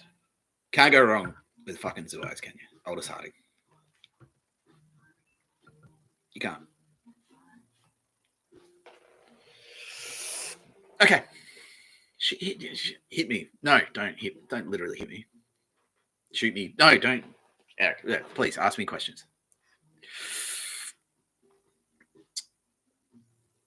Are my eyes really blue? Yeah, they are really. Yep, they are really blue. I don't know. Can you see? I can't see. Yeah, they are. They are really blue. I'll try and take a photo. Oh, yeah, I'll take a photo. I'll put a photo on X tonight of my eyes. I had a school photo when I was a kid, and it was like a time in my life when my fucking head was all developing and shit, but my eyes are like big, and then you can see how. Yeah, you can see they're big and blue. I've got blue eyes. They're dark blue though, so like, and so that's why like the lighting's a bit low, so the pupils are big, so you can't really see that I've got blue eyes. But yeah, I do have blue eyes, but they're like dark blue. They're not like a lot of people that are icy blue, that light blue, that ice blue. That's not my eyes. My eyes are dark blue, like the ocean. I'll show you. I'll show you the color of my eyes. This is a good. See how weaving self-promotion it is. All right. Oh, murder. Wow. Oh, that's the dark thing. See, I forgot about all the murders for 2 seconds. You know. Let's go.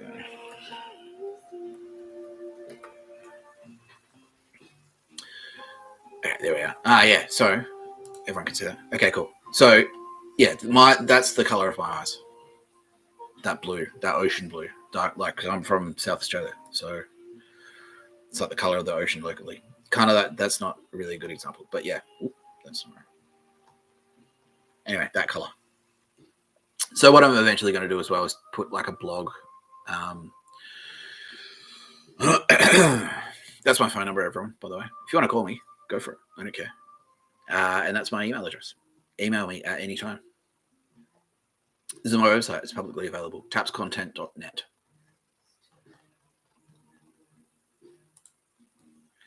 One thing I'd like to flag.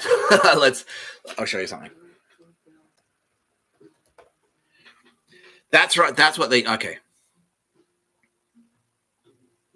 Oh, wow. Okay, so they've already edited him out. But yeah, I Googled Taps content before. Or maybe it's like this. Maybe I just need to do one word. And there was some fucking poser. Yeah, this cunt. Look at him. Net influencer. So this is the type of shit that, yeah, so this is Obama. Obama did this. He set up a rival Taps content. So it's like, tap, yeah, look. See? And then this shit happens. Doing things. Taps content creator, Jake Krantz as creative director. See what I mean? So they set up this fake company and got this guy's like, yeah, I'm Taps content. And it's like, I know you didn't do it, you loser. I know. And they've backdated it, right? So they've just backdated. So it's like, I know. So this one's 14th of April. But what they've done is like, and they're lying. All of these numbers are fake. 100 million followers. Bullshit. 4.5 million followers across platforms. Which platforms? Facebook, where they can just like, oh yeah, here you go. Congratulations. Here's like fucking 100 million followers. Absolutely horseshit. Who's heard of fucking Jake Krantz? You know.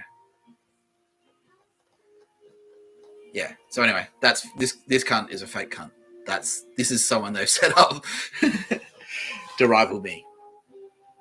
But obviously, needless to say, I have two rivals because he can't do what I do. He can't do it. He can't. He physically can't do what I do. Hey, Jake, if you're listening, and he is, I know you are. Quit your fucking job, bro. Like CIA, yeah, dude. They won't kill you now. Like, now that I've called you out, they won't. You're protected. I promise. If you walk away now, you won't. Okay. I can't, now that I've used your name, I can't make the allegations, but publicly. Someone's going to be in touch. I'll just say that. Someone's going to be in touch. They may or may not be working for the FBI. They probably will be working for the FBI. It probably will be the FBI. The FBI are probably going to contact you. I can say that. Anyway, Jake. I don't know. Nah, someone's going to be in touch. That's all I'm going to say. Yeah, I know you. I know everything you've done. We all know. Me and my team. Anyway, thanks for playing, Jake. You fucking idiot. Anyway, that's not slander. No, it's not. No, I'm allowed to do that. I am. Yeah. Okay. Lawyers just said, yeah, you can. Yeah. All right. Cool. Eat shit, Jake. Okay. Next question. What was the first? Why did I start talking about that? My eyes really blue, and then we started talking about fucking Jake. The fuck? Like, yeah. Okay. Next question, please. Do I like pretty flowers? Yes, I do. As long as they're dead. No. No. I love. Of course, I love nice things. I do. I really do. Well, you see, there's a spectrum. Everyone has a spectrum. Everyone has a shadow side. Everyone has like a personality. You know what I mean? Like the persona that you wear when you're going to have tea with your nana is different to the persona that you wear when you're playing footy. You know? Yeah. When you're in your locker room talk, like if you're having beers with the boys after you won a footy game, that's different. That personality is very different to the personality that you present when you're having tea with your nana. You know? Same. I'm the same. when I'm talking about murder, targeted assassinations, yes, I am a very dark fucking character. Because that's a heavy topic. So I wear black, like I've got the cop hat here. When I'm out in the street, like fucking dodging assassins, calling them out, going right up to the face, it's like, you're an assassin, fuck you. Like, I look like a fucking hard cunt. If and when I'm lucky enough to have a glass of wine with Sylvia Jeffries. I mean, I might bring flowers. I might. I don't know. That's a hypothetical, just like Michelle Obama. Well, Michelle Obama's not hypothetical. Some of the allegations being leveled at her.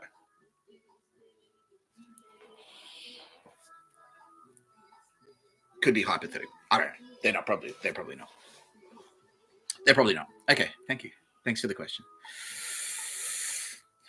Are you going to be a lawyer? Well, I'll do my I'll do my own lawyering. Like, I'll represent myself if I need to. I probably will at some point. I have already represented myself. Yeah. No, like, because then you have to be actually, like, if you want to represent someone else who's not yourself, you actually have to, like, get a law degree. You have to pass the bar exam and all that shit. You're allowed to represent yourself in courts of law in Australia, at least, and I think in the United States, a couple more jurisdictions, you're allowed to do that. You don't have to have a lawyer. You can go in without a lawyer and represent yourself in front of a judge. But to represent someone else and charge them money to do that, you have to be certified. Like, you have to have like a fucking, like, pass a bar exam or whatever. There are ways to skirt around that. Like, you can be fucking like a fucking advisor, so like a legal team, so Aaron Patterson's legal team might have, for example, hired a private investigator who advised them. Like, lawyers can seek advice, so you can there are ways around that, but I don't know. No, I'm kind of too busy to worry about, like, individuals, and, like, I'm not going to defend someone who's guilty. I'm more likely to be the prosecutor. So that's more my function in the legal world, is to more like to aid the prosecution. Because of shit like this, because I can just go there. I'm pretty sure, like, I know where the bodies are. I know where they are. Your DNA is on it. Like, I know where you buried them. Here's the CCTV. Here's you driving away. Here's you buying the shovel. Like, so I'm more likely to aid the prosecution than be a defense attorney for someone else. If they're innocent, fuck yeah. I mean, if they're innocent, I'd clear them. Yeah, and I'd know if they're innocent or not. I would step in then, but I don't know if I'd actually, like, be a lawyer in court. I just tell the prosecution, like, no, he didn't do it. Like, here's who did do it. Like, you got the wrong guy. So no, I'm not going to be a practicing lawyer. No. Thank you for the question. Yeah. Do I have a background in law and order previously? No. No. I did legal studies in year 12. Well, thank you. Like, the statement was, "You're like a fucking genius." And I was like, yeah, well, yeah. I mean, yeah. Yeah. You said it. I agree. Yeah. No argument. I've been open about who and what I am, like, I wrote a fucking book about it. Yeah. Yes, I mean, yeah, I could, yeah. But anyway, no, I did legal studies in year 12, and that kind of, like, set obviously, like, I have, like, a legal mind. Like, I'm a language guy, right? I'm all about language. And law is language. Law is language, right? So I've got a naturally creative, and you see that, like, Bryce Courtney is a writer and a lawyer. Like, you'll see that a lot. Like, lawyers and writers can be interchangeable, and so I'm kind of like a writer. I am a writer. So so they kind of go hand in hand.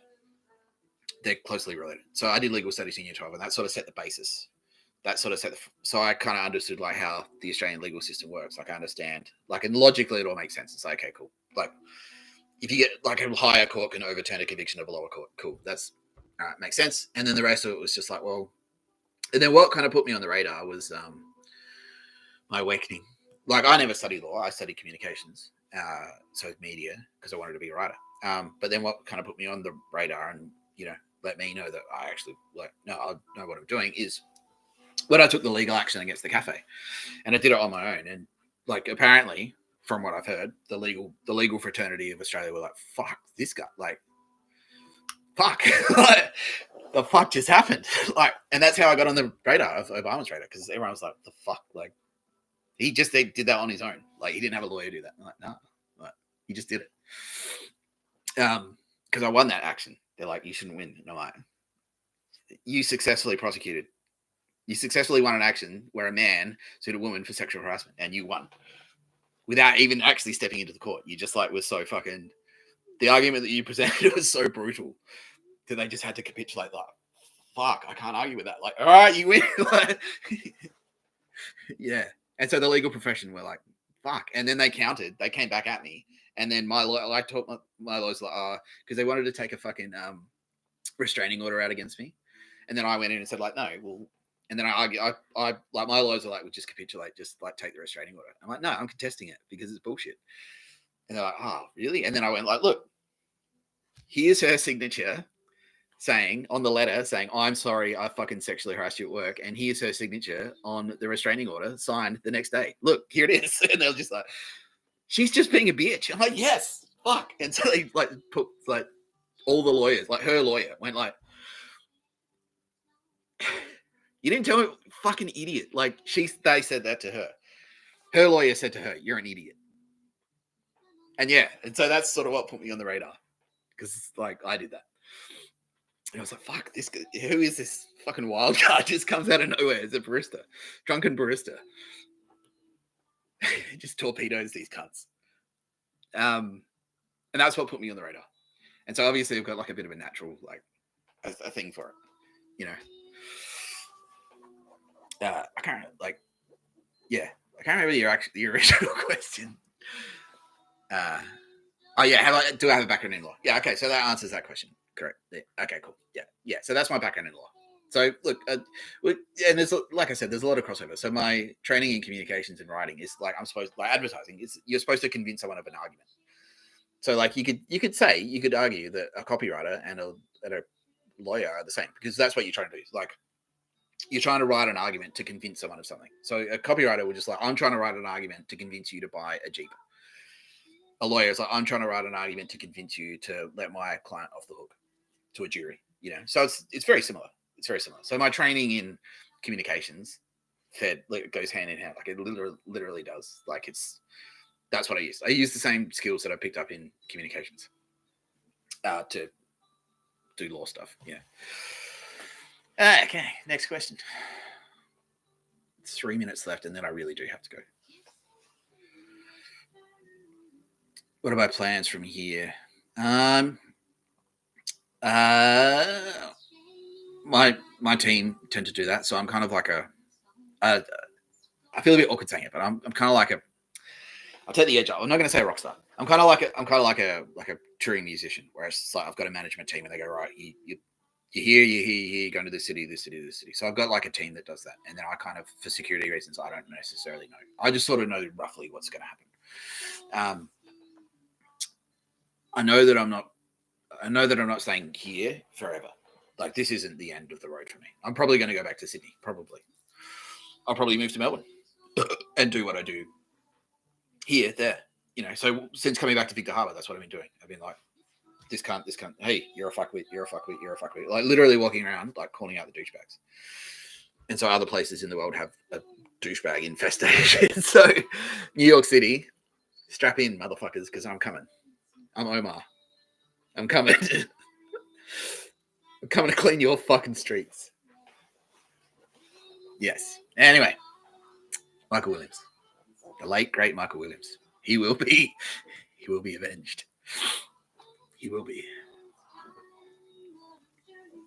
Michelle, if you want to help, Michelle, Michelle Obama, if you want to help me avenge the death of the actor, Michael Williams, who played the iconic character Omar, I'd love to have your help. I'd love you to help me avenge his death, please.